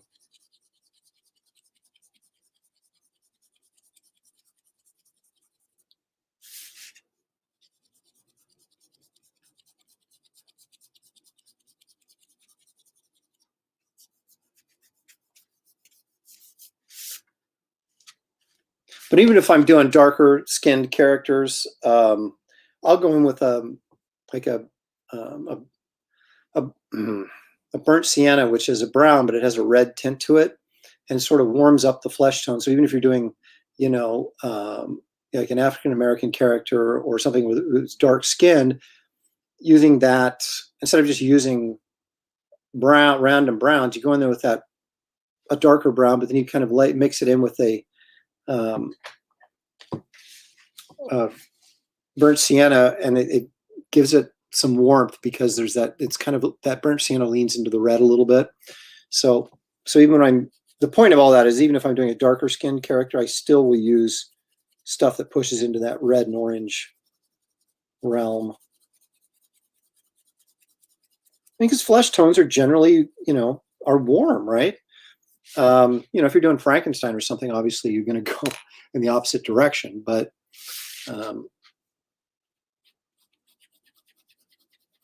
for living beings, I tend to gravitate to that orange and red.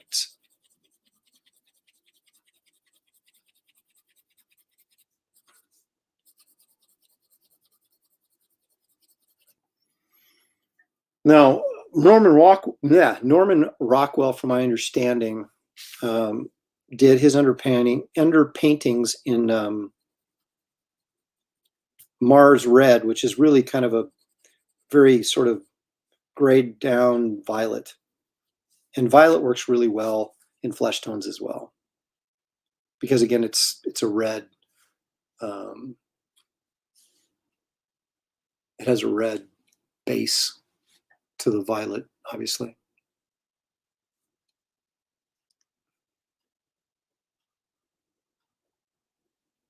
Yeah, see, John Smith is on board with me right here. Deadman would be cool. Main star with different guest stars as the person he inhabits every time. Exactly. Let's see. Hyper Potato says, I need the stream to go for hours. I took a nap while my wife was gone this afternoon and I'm all messed up. I'll go as long as it takes. What do you think about Woody Harrelson playing Carnage in the Venom movie? I think it's okay. I'm not a big Venom fan. I didn't see the first movie. I've seen bits and pieces of it. In fact, I watched some of it on TV the other night and I couldn't really get through it. I thought it was stupid. But I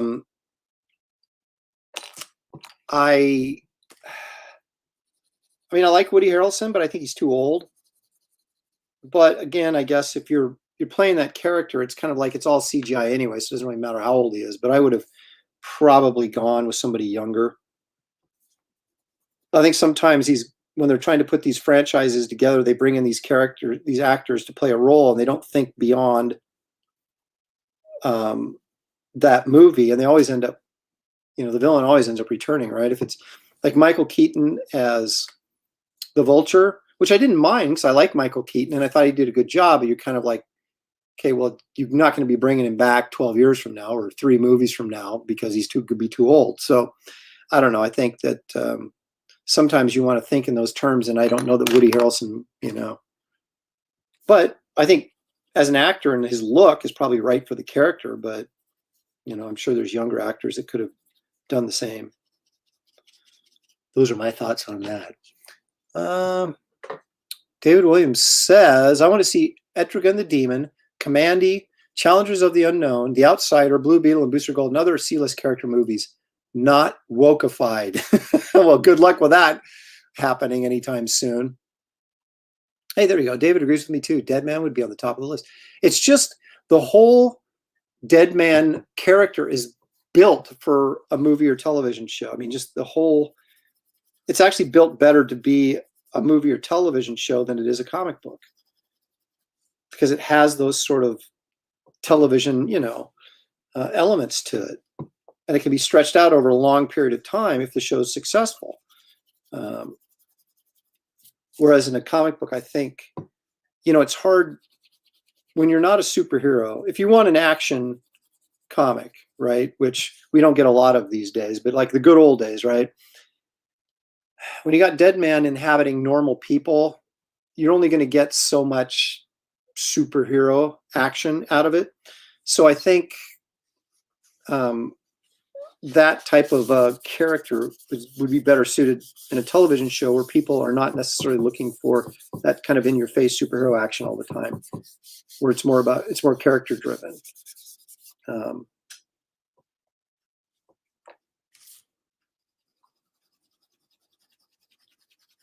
I actually had what I thought was a pretty good Deathlock proposal too, for Marvel. That I was at Marvel for 4 or 5 years before I went to DC, and I had several fairly decent series ideas that they didn't really warm up to, which is one of the reasons I left Marvel. I mean, I already explained the main reason why I left, but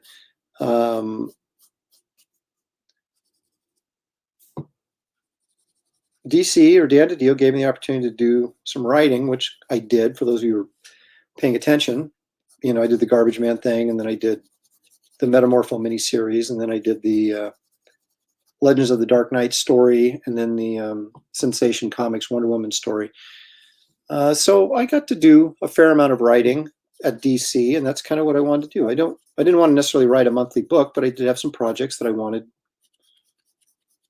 you know, to write and draw. And now that's all I want to do. I don't have any interest in working on someone else's scripts. I'm not saying I wouldn't, but I do. At this stage of my career, I'm more interested in pursuing my properties, or if I'm working on someone else's properties, at least being able to do it the way I want to do it. And the way things are going at Marvel and DC, it's very unclear. You know, you could say, they could call you up and say, hey, you want to draw Captain America? And you're like, yeah. And then you could get some of the stuff they're doing right now with the character that is, shall we say, less than appealing to me. I mean, I would want to do, if I did Captain America, I'd want to do a traditional Captain America, not some, let's just say, modern version. I don't want to get all controversial and piss people off, but yeah, I mean, we all want to sort of be involved in, I mean, you guys want to read projects that, you know, kind of remind you of why you got into comics in the first place. And we as creators want to work on stories and characters that reflect why we got into comics. And if you start to go, you know, off the rails with a character, or not present it correctly, or trying to change it to meet some sort of cultural standards that you think are out there, it you know, it loses its appeal. So yeah, so it's hard to say if even if Marvel were to offer me something like that, if I would be on board with doing it, unless I was writing it and was able to do it the way I wanted to. The JSA DC animated movie, its new release, didn't get to watch the main feature, but Commandy was fun. Oh, so Commandy's in this animated thing? I think Al Pacino as Venom and Robert De Niro as Carnage would have been better. Yeah, I'm sure. I'm sure that would have been brilliant.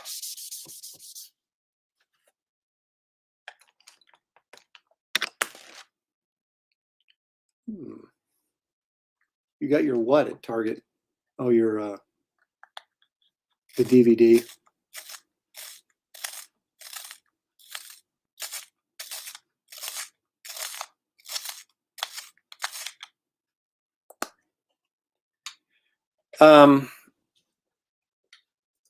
Yes, this is exactly what I'm talking about. It's so how very boomer of me, right?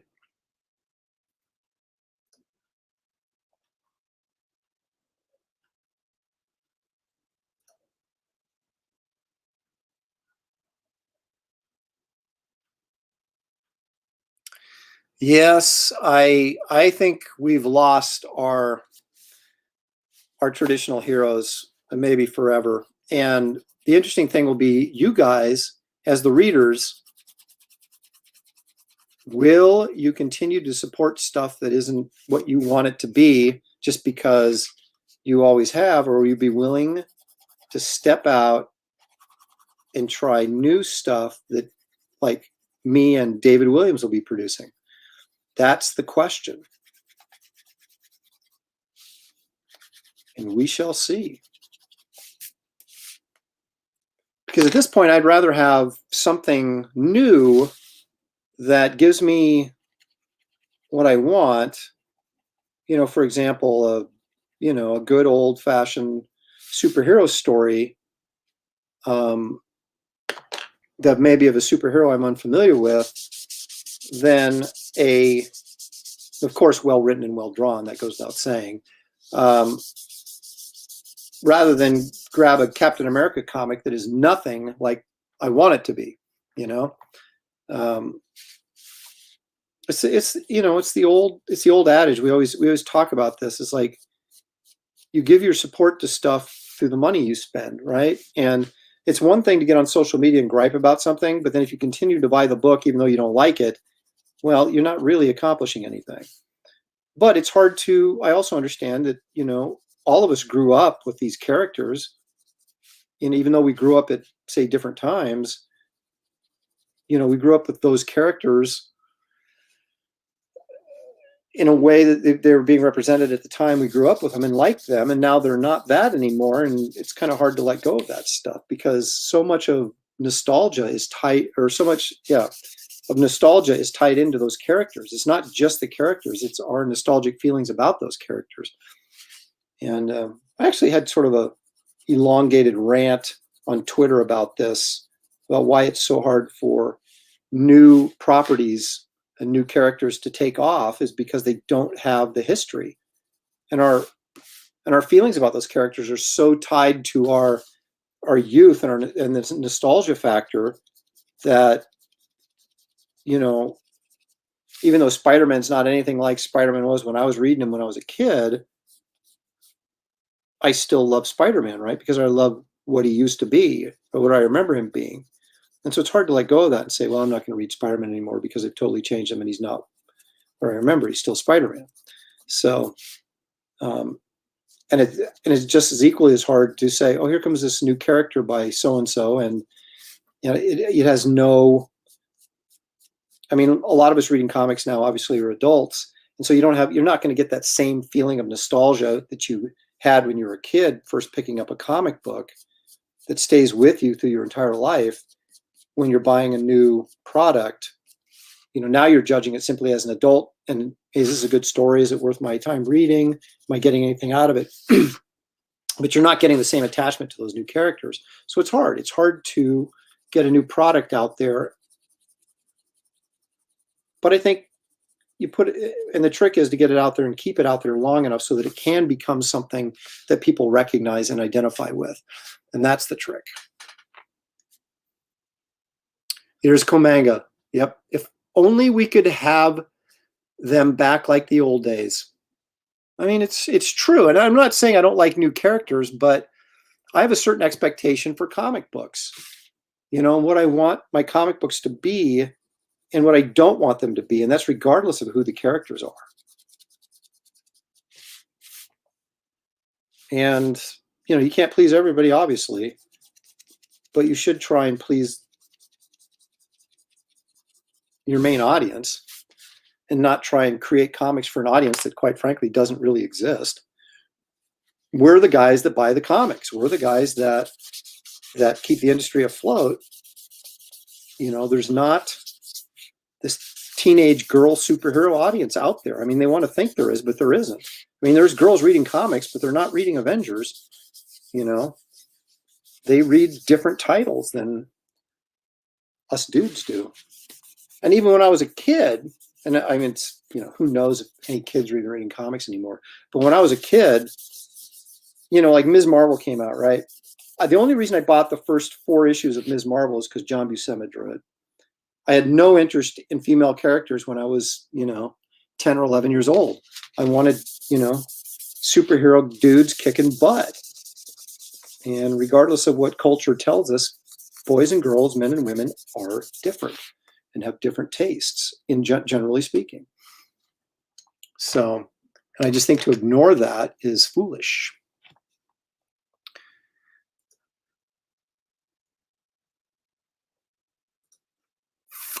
Yeah, Mike does, one of my favorite things Mike ever did was that screw on head just really cracked me up.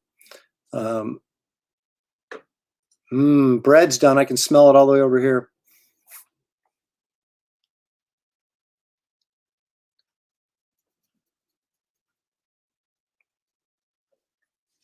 Now this is, I'm not sure what Jeff is referencing here. Didn't they do a movie about that with Rutger Hauer? I assume you're not talking about Nazi Captain America. Are you talking about Dead Man or something like Dead Man?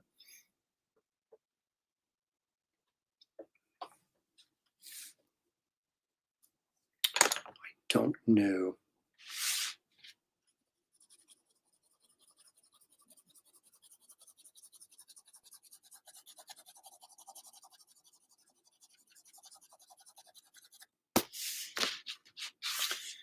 See, you get me rambling. I'm like the teacher, you know, that you try and get to start talking about something other than what they're supposed to be talking about so you can waste the entire class time. This drawing's going to take me forever because I keep getting off on these tangents and talking about.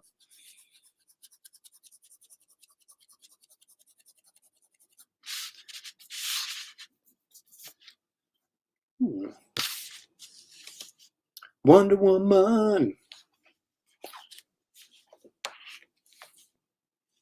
She looks very tannish in this, but she's actually quite a little bit more reddish than you're seeing here. But it's fairly accurate. Fairly accurate. And that's about the best accurate we can get on this show is fairly accurate. You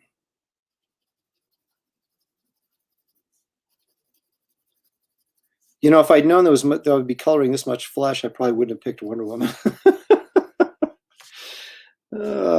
But hey, keeps the show lively, right? Or at least keeps the show going. I don't know if it's lively or not, but it keeps it going.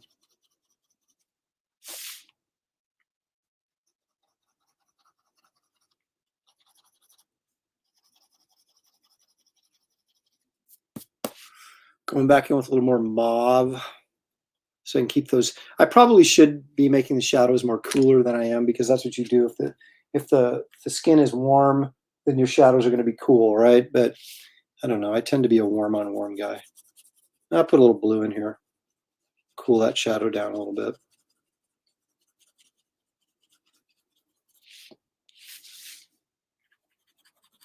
You know, it's interesting when you do oil painting, you're supposed to put in the darker colors first, and then you know, you punch up the with your highlights with your your white or whatever you're using for your highlight color as the last thing, and that's what kind of takes a flat oil painting and turns it into a three-dimensional, really beautiful thing. Is when you drop in the highlights and you do that last. When you're doing watercolors, it's just the opposite. You're building up from your light colors and building till you get to dark. And I kind of do the same thing with the colored pencils. Is I start off lighter and then build up the richness of the color, whereas in oil paints it would be just the reverse. Although Andrew Loomis I remember reading a segment in, I think it was Creative Illustration, where he actually would build up his oil paints similar in the way that you do oil paints, where he would build up the color from light to dark instead of going from dark to light. So, and he was kind of a master of the art form. So, you know, I guess it doesn't matter how you do it. What matters is the results, right? Because everybody has a different way of doing stuff and achieving similar goals.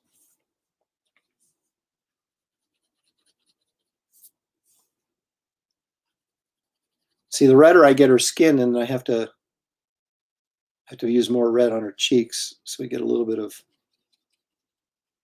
that rosiness.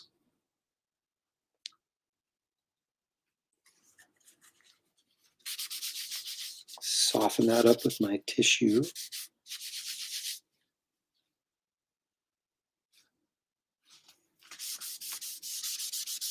All right, so now we're going to go with a marker and just completely drain my black marker doing this hair.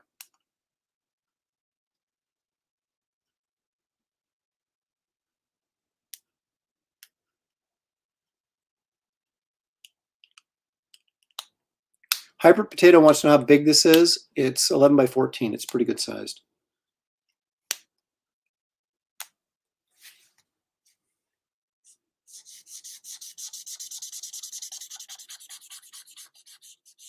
And if you're interested in acquiring this piece, you may let me know by contacting me. And we can make it happen. Because I'm not doing this for anyone in particular, so it is available for sale for anybody that might be interested in it.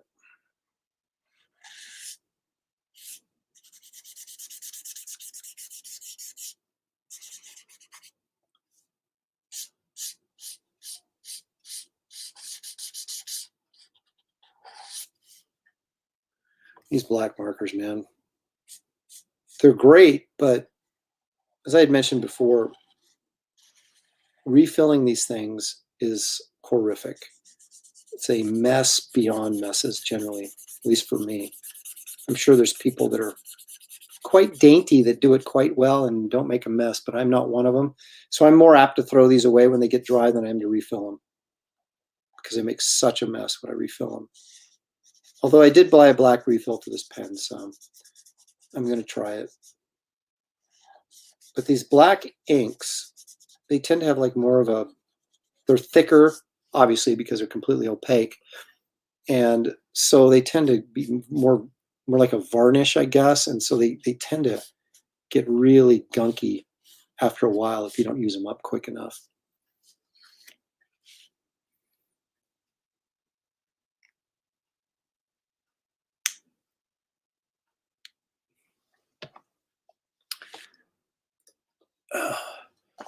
It was a paperback book in the 70s. The main character was a writer or something like that. He's terminally ill. Spy agent recruits him. They place his memories into clone bodies. Always thought that would be a good movie or TV series. That is actually a pretty good high concept idea there.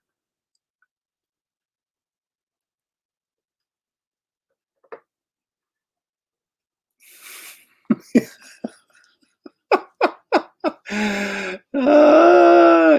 what a country we live in, huh?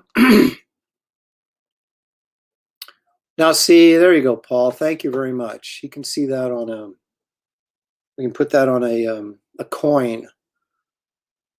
How about a Wonder Woman stamp? I should have got a Wonder Woman stamp.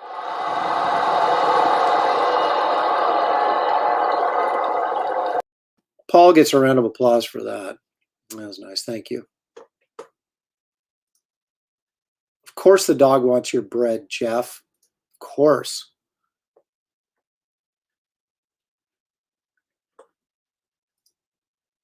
Am I going to create a metallic effect on her emblem with the coloring? Yes. Yes, I am, but you're going to have to wait till I get there. This is true, Paul. I think didn't Inventino just did the first issue, and then Adams took over on the second.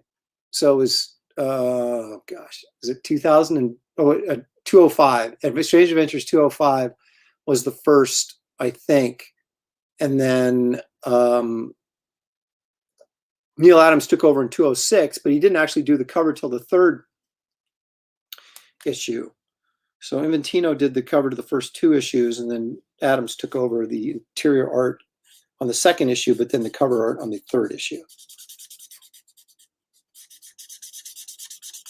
Who killed Boston Brand? That was the question that we wanted to answer, and I don't know that we ever found out, did we? There was some dude called the Hook or something, but man, I have to go back and read it. I can't remember if they actually showed us who killed him at the end or not. Because I think he thought the guy killed him, but it really wasn't the guy who killed him or something. I don't know. There was some weird Asian assassin dude or something that was behind it all, or something Tibetan guy or something. I have no idea. Like I said, I've got the comics. I just haven't read them in like a million years. And I actually have the trade paperback, so I have no excuse for not reading it.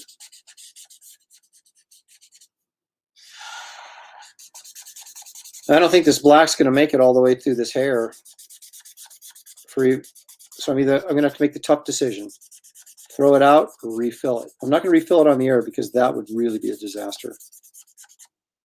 That could be a show in and of itself.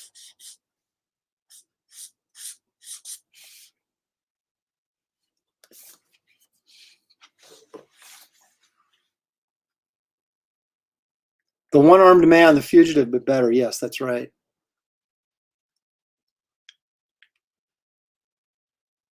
There you go. To see, Jeff's got it. Jeff's got this figured out. I told two friends that were on. So if everybody told two friends to watch it right now, the growth would just be crazy. Crazy. Let's see. David says they did X-Men stamps. I know they did, and they did.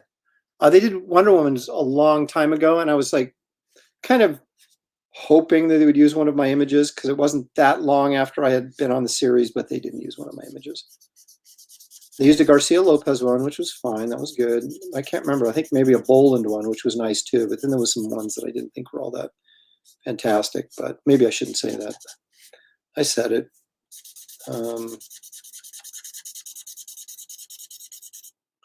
That'd be pretty cool, though, to have your artwork on a stamp, I would think.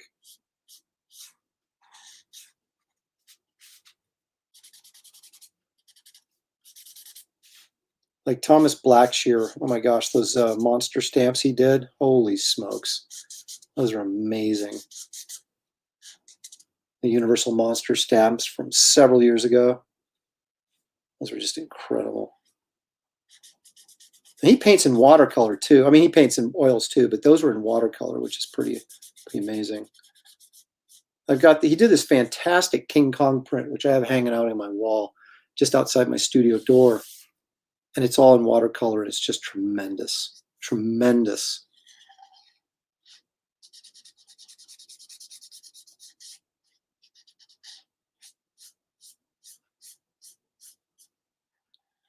And he does some Christian paintings too, which are, I mean, nothing he does is run of the mill. It's very creative. Now there's this one where this angel is watching over this child sleeping, and it's just killer.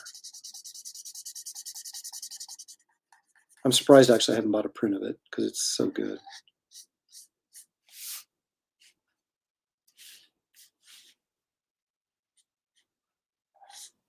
Needless to say, I'm a big Blackshear fan. If you haven't checked out his work, you should. It's just really, really good.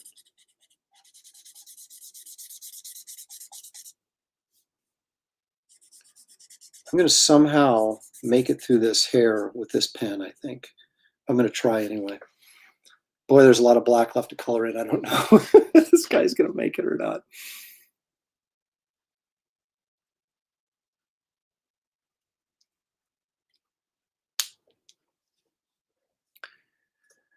Okay.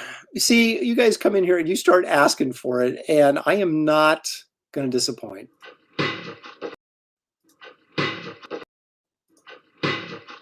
So you got to be careful.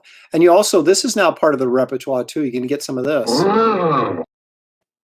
Yeah. Shelley's always. I've got one of. You're despicable. And of course, the annoyed Grinch. So I have plenty of comebacks for you guys in your bad humor.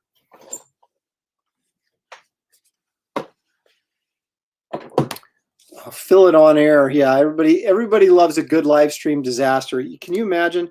Excuse me, can you guys talk among yourselves while I go for 5 minutes and clean this ink off my hands and off the floor? And yeah, that's good stuff. Actually, what I need to do to grow this channel is start insulting Star Wars. The problem is I'm not that invested in Star Wars. For whatever reason. I mean, I was 12 when the movie came out. I should be a huge fan of Star Wars. I'm just not. I'm a Star Trek guy, I always have been. And so Star Wars has always been kind of secondary to Star Trek for me. And I liked it when I was a kid. It just didn't stay with me for some reason.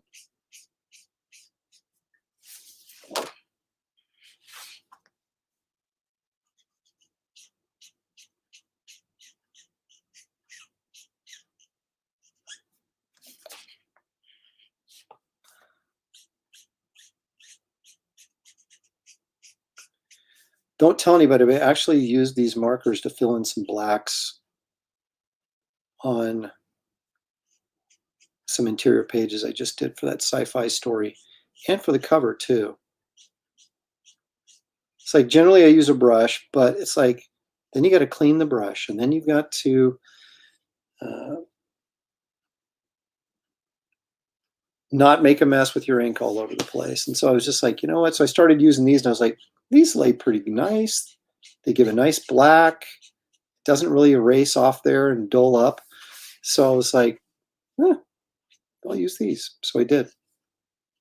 I know some people actually have used Sharpies before to fill in blacks on their original art. Problem with Sharpies is at least they used to turn purple as they got older. I don't think they do that anymore. I think there's a higher quality of Sharpie now, but yeah, I would never go that route, the Sharpie. but I will use these. These are supposed to be archival ink pens anyway. I don't know what a Sharpie claims to be, permanent marker, but what does that really mean? Doesn't mean it's not going to change color or, or discolor or whatever over time.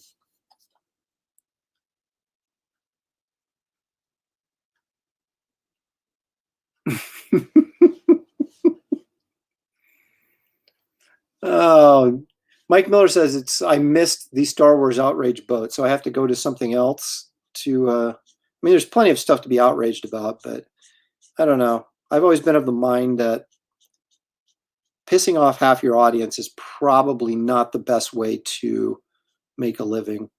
So, I mean, if there's something you're really, really passionate about, you speak out about it or whatever, but for the most part,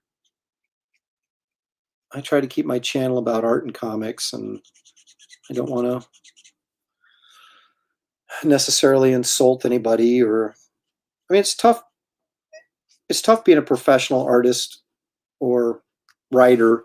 I mean, you get criticized enough without having your fellow compadres go out and criticize you as well. So.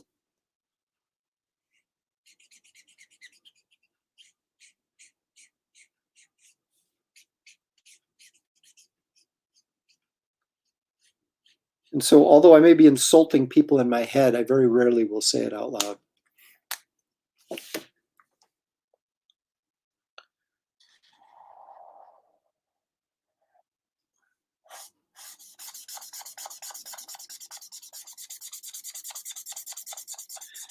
And plus, the other big thing for me is I never know the full story, right? We think we might know the full story, but unless we're directly involved, we don't really know the full story. So it's kind of hard we comment on what we think we know, but then what if we're wrong? Then you're backtracking and apologizing, and it's just not worth it.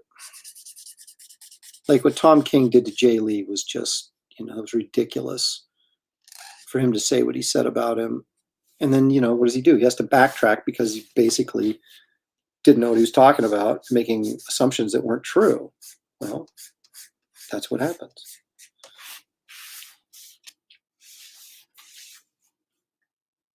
Like I put on Twitter many times that I talked myself out of commenting. I got something typed in there and I'm like, man, no, I'm not going to do that. And then erase it.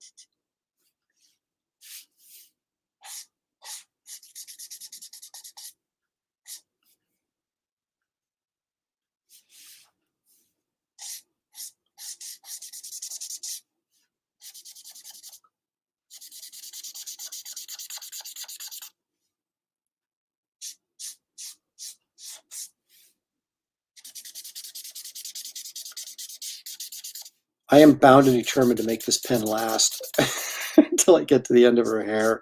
And it's drying up on me fast. I don't have that much to go, though. I think I can will this marker to victory.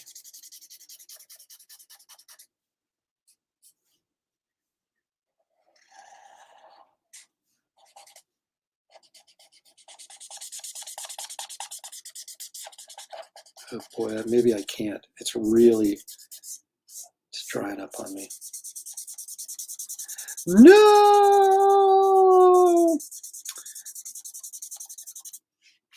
Oh, I'm not going to make it. All right, so I got to find another black that isn't dried up, and hopefully I'll have one. Because if I don't, you guessed it, I'll be filling this sucker up live, and it will get ugly.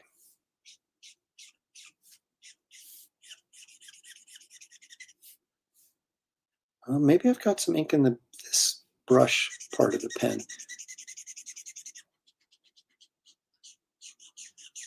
Looks like I have a little bit in there, but is it enough? So, okay, let me throw this. Okay, I'm curious about this. Speaking of art, remember when they made Captain America a comic book artist? That was back, I think, in the 80s sometime or late 70s.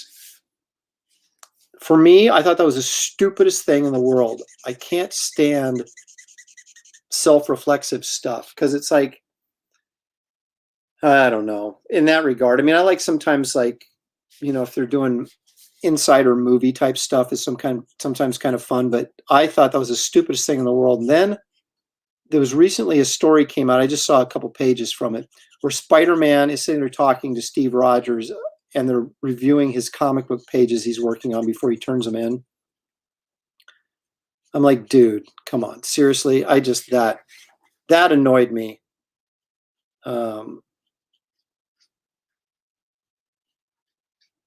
And that was a concoction, like I said, back in I think the Zek years maybe of Captain America. So it would have been the 80s, I think. But wow, I thought that was dumb. Look at David Williams. Hurry up, slowpoke. It's like, dude, when you got to talk and draw, I'm telling you, I get so much crap from David. Why would I have him on the show again? But I will. I'm having him back.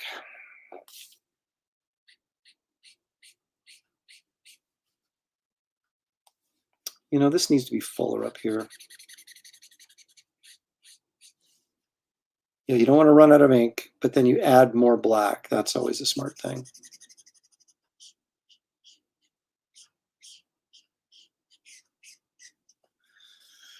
Okay.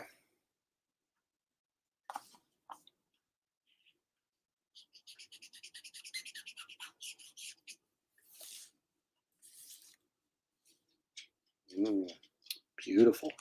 All right, so that's true. FF, Kirby, and Lee broke the fourth wall early in the early issues.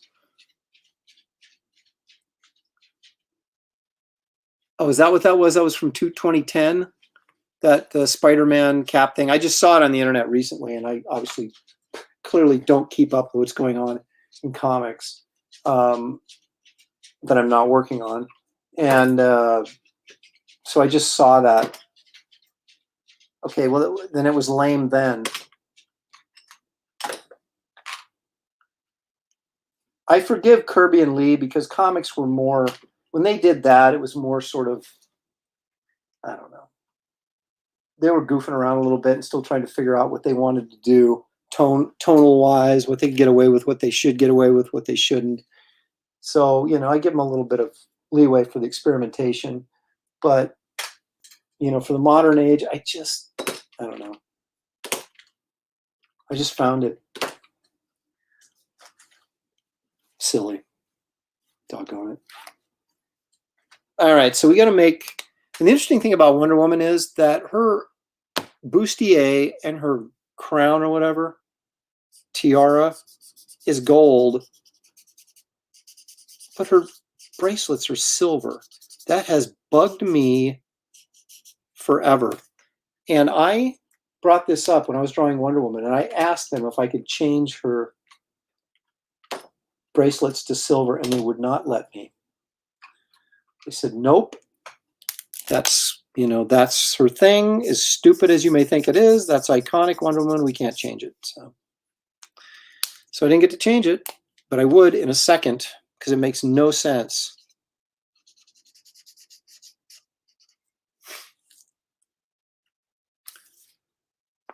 Okay, like a dummy, I left some of my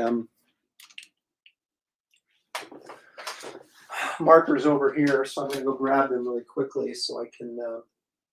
Well, how about that? No, I didn't leave them over here. Well, where the heck are they? It's outrageous. It's outrageous and it's egregious. Where the heck? See, this is called being organized for your show. Yeah, not really. Are they? Oh, they're back up under here. Well, of course they would. Where else would they be? There we go. That's what I wanted. I wanted my warm zero.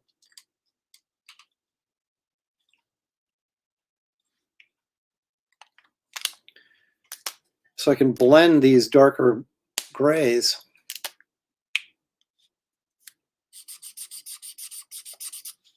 Okay, no disrespect, but who is Zeb Wells? I have no idea who that is. Not that I necessarily should. but I have no idea who that is.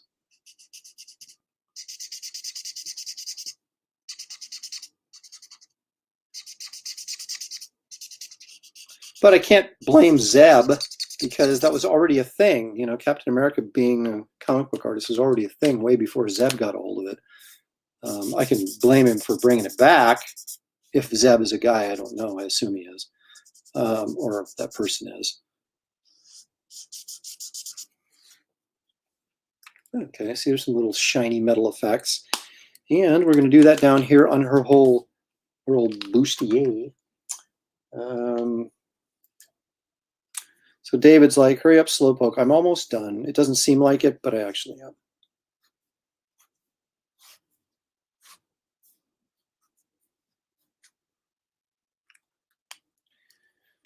So I'm going to go in here with a warm 0 to kind of lay the foundation, if you will.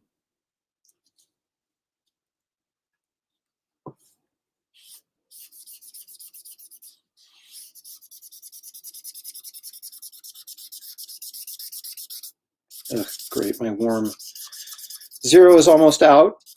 Well, apparently I've been doing something because my pens are almost all out. And I'm going to do everything in my power to keep from having to fill one during this live feed.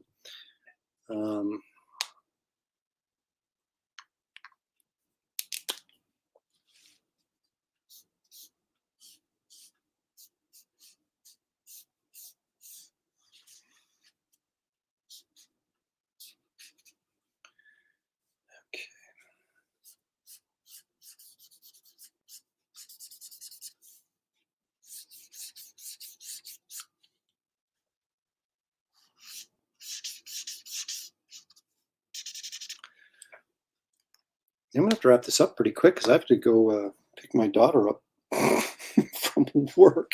She's like done in like 20 minutes.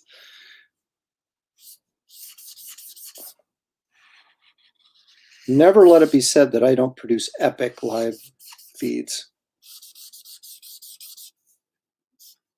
Hey, drawing good takes time. Even drawing bad takes time, but not as much time.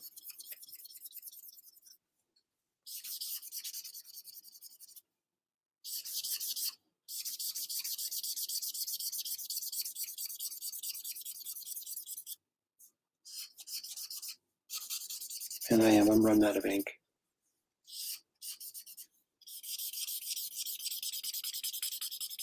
I have to cancel the live feed due to lack of ink. We had Hyper Potato complaining about gas prices in Georgia. Now I'm going to be complaining about I got no ink.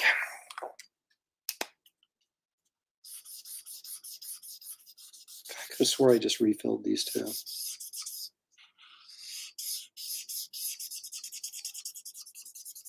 It's a desperate race against time.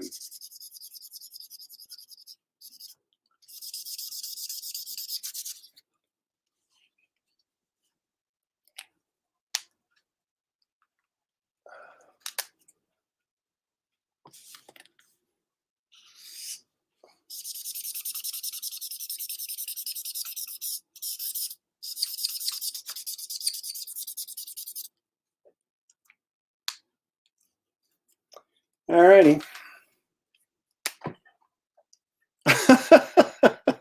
I know it's like the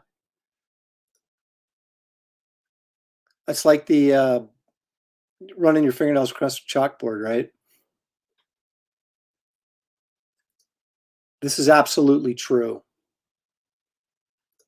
Do I have any rubbing alcohol? No, I drank it all.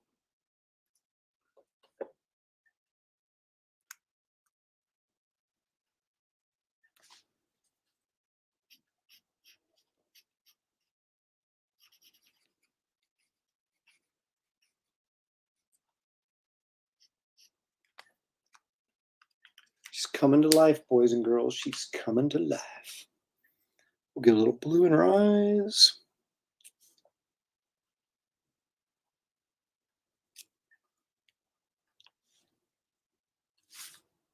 Oh, yeah. She's ready to take home to mom. And I mean that in the old traditional way, of course.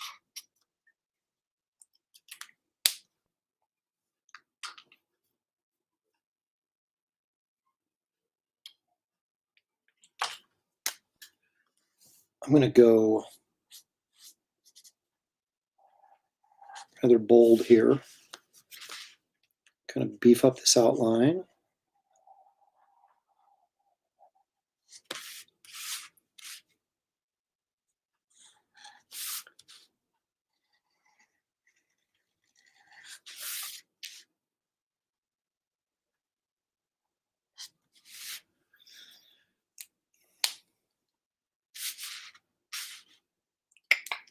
Okay. Do have the old white pencil here, so I'm going to punch up some of these highlights here.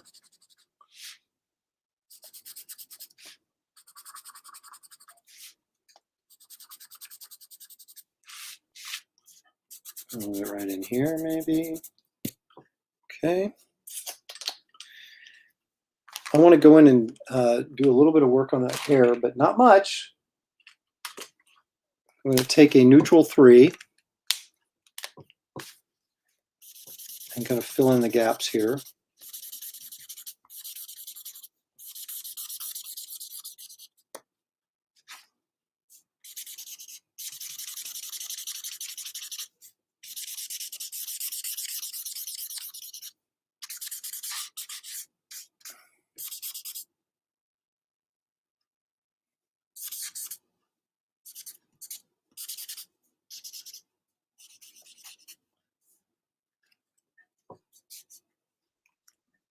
Okay, then I'm going to take that white pencil again and go back over the top, stick some highlights in there.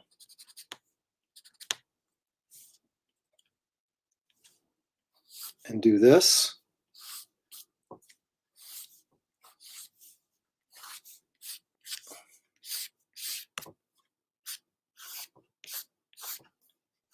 Just so we have a little bit more action in this hair.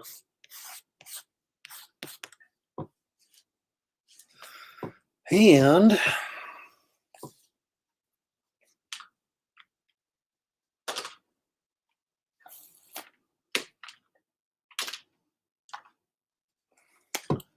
punch up some of these shadows with a warm gray.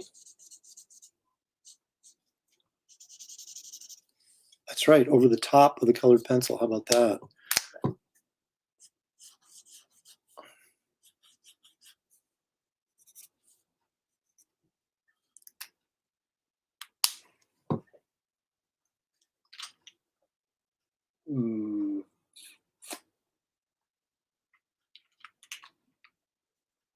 So close to being done. So close.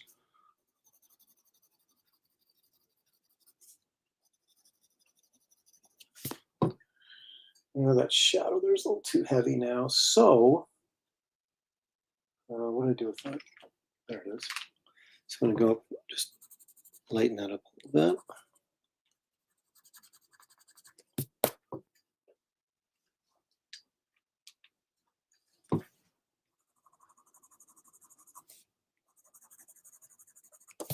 I may run over that with a little white out and lighten that up just a hair. Let's see.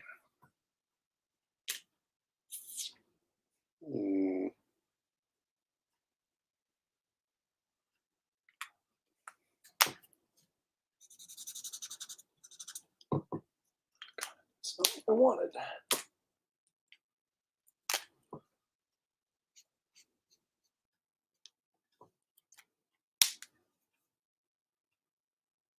That's what I wanted. Okay.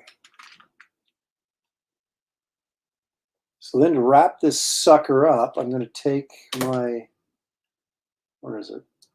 Warm gray 4. We're going to outliner.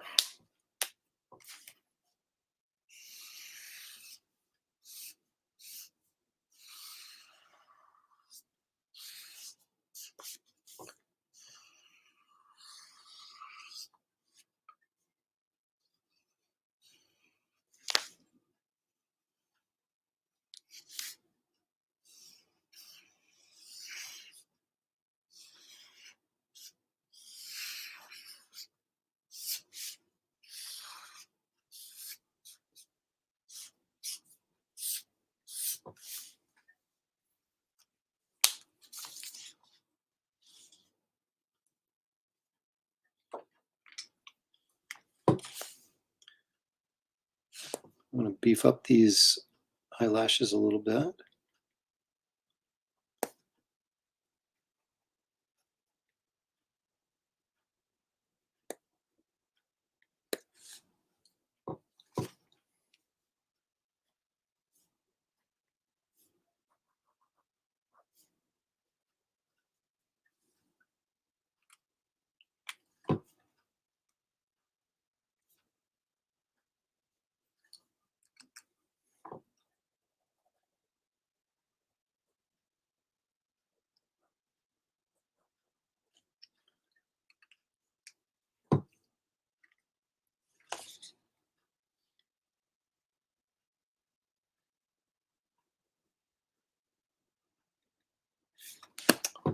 Not bad. Not bad for a live stream. I'm going to do this with a yellow pencil just to put a little bit of gold into here. Just a very little bit. It'll pick it up, as you can see, without putting a lot of effort into it. That yellow picks up that gray really nicely. That gray picks up that yellow really nicely.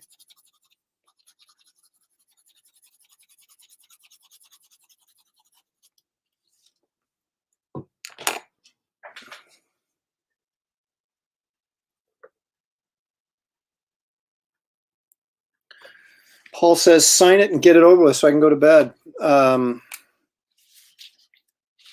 Here we go.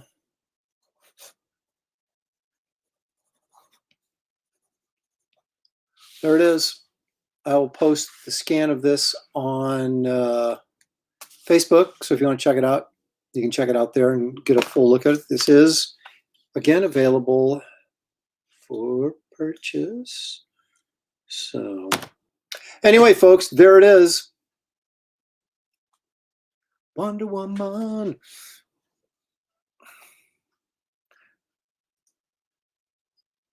Oh, thank you. Thank you, Roscoe. Robert, do we have a time frame for when Garbage Man will be released? Yes, we do. It's going to be, I believe, November.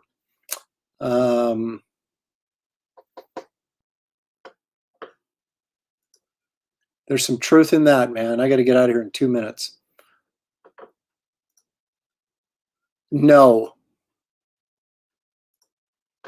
See, Jeff is begging for it on the way out the door, so I'm going to get.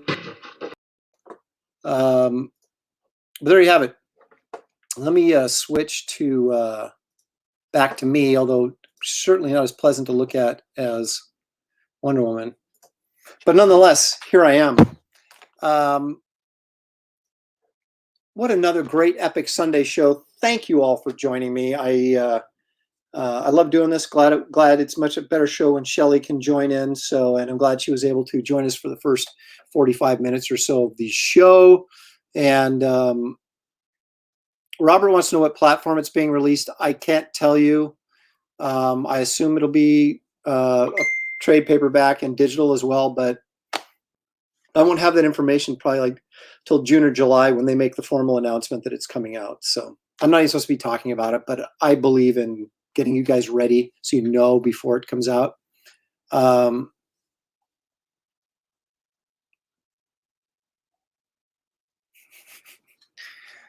right, Mike, I'm gonna give it to you. There it is. I'm hungry for more snacks too, and I'm gonna have some on my way out the door. Anyway, again, thanks, guys. I might show up in the middle of the week, so keep your eyes glued to the to Facebook to see if I pop up for doing some sketching or something in the middle of the week. It's very, very possible. And that's about it.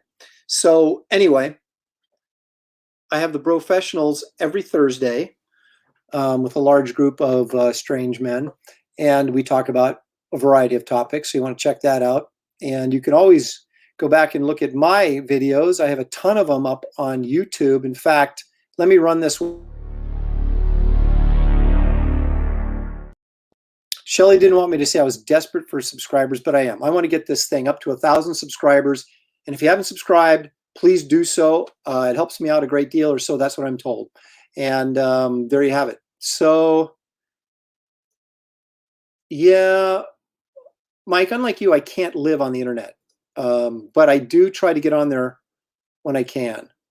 I would have been on there last time, but I didn't see the invite until I got on like 10:30, and it was you guys were already over. I came onto your show and it was already off. So I tried.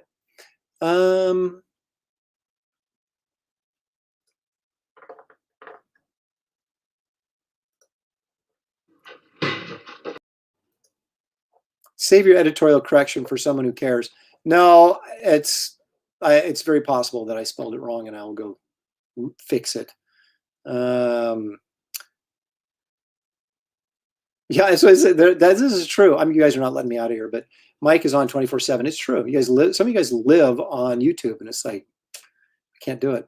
All right. So thanks for the correction, Mark. Appreciate it.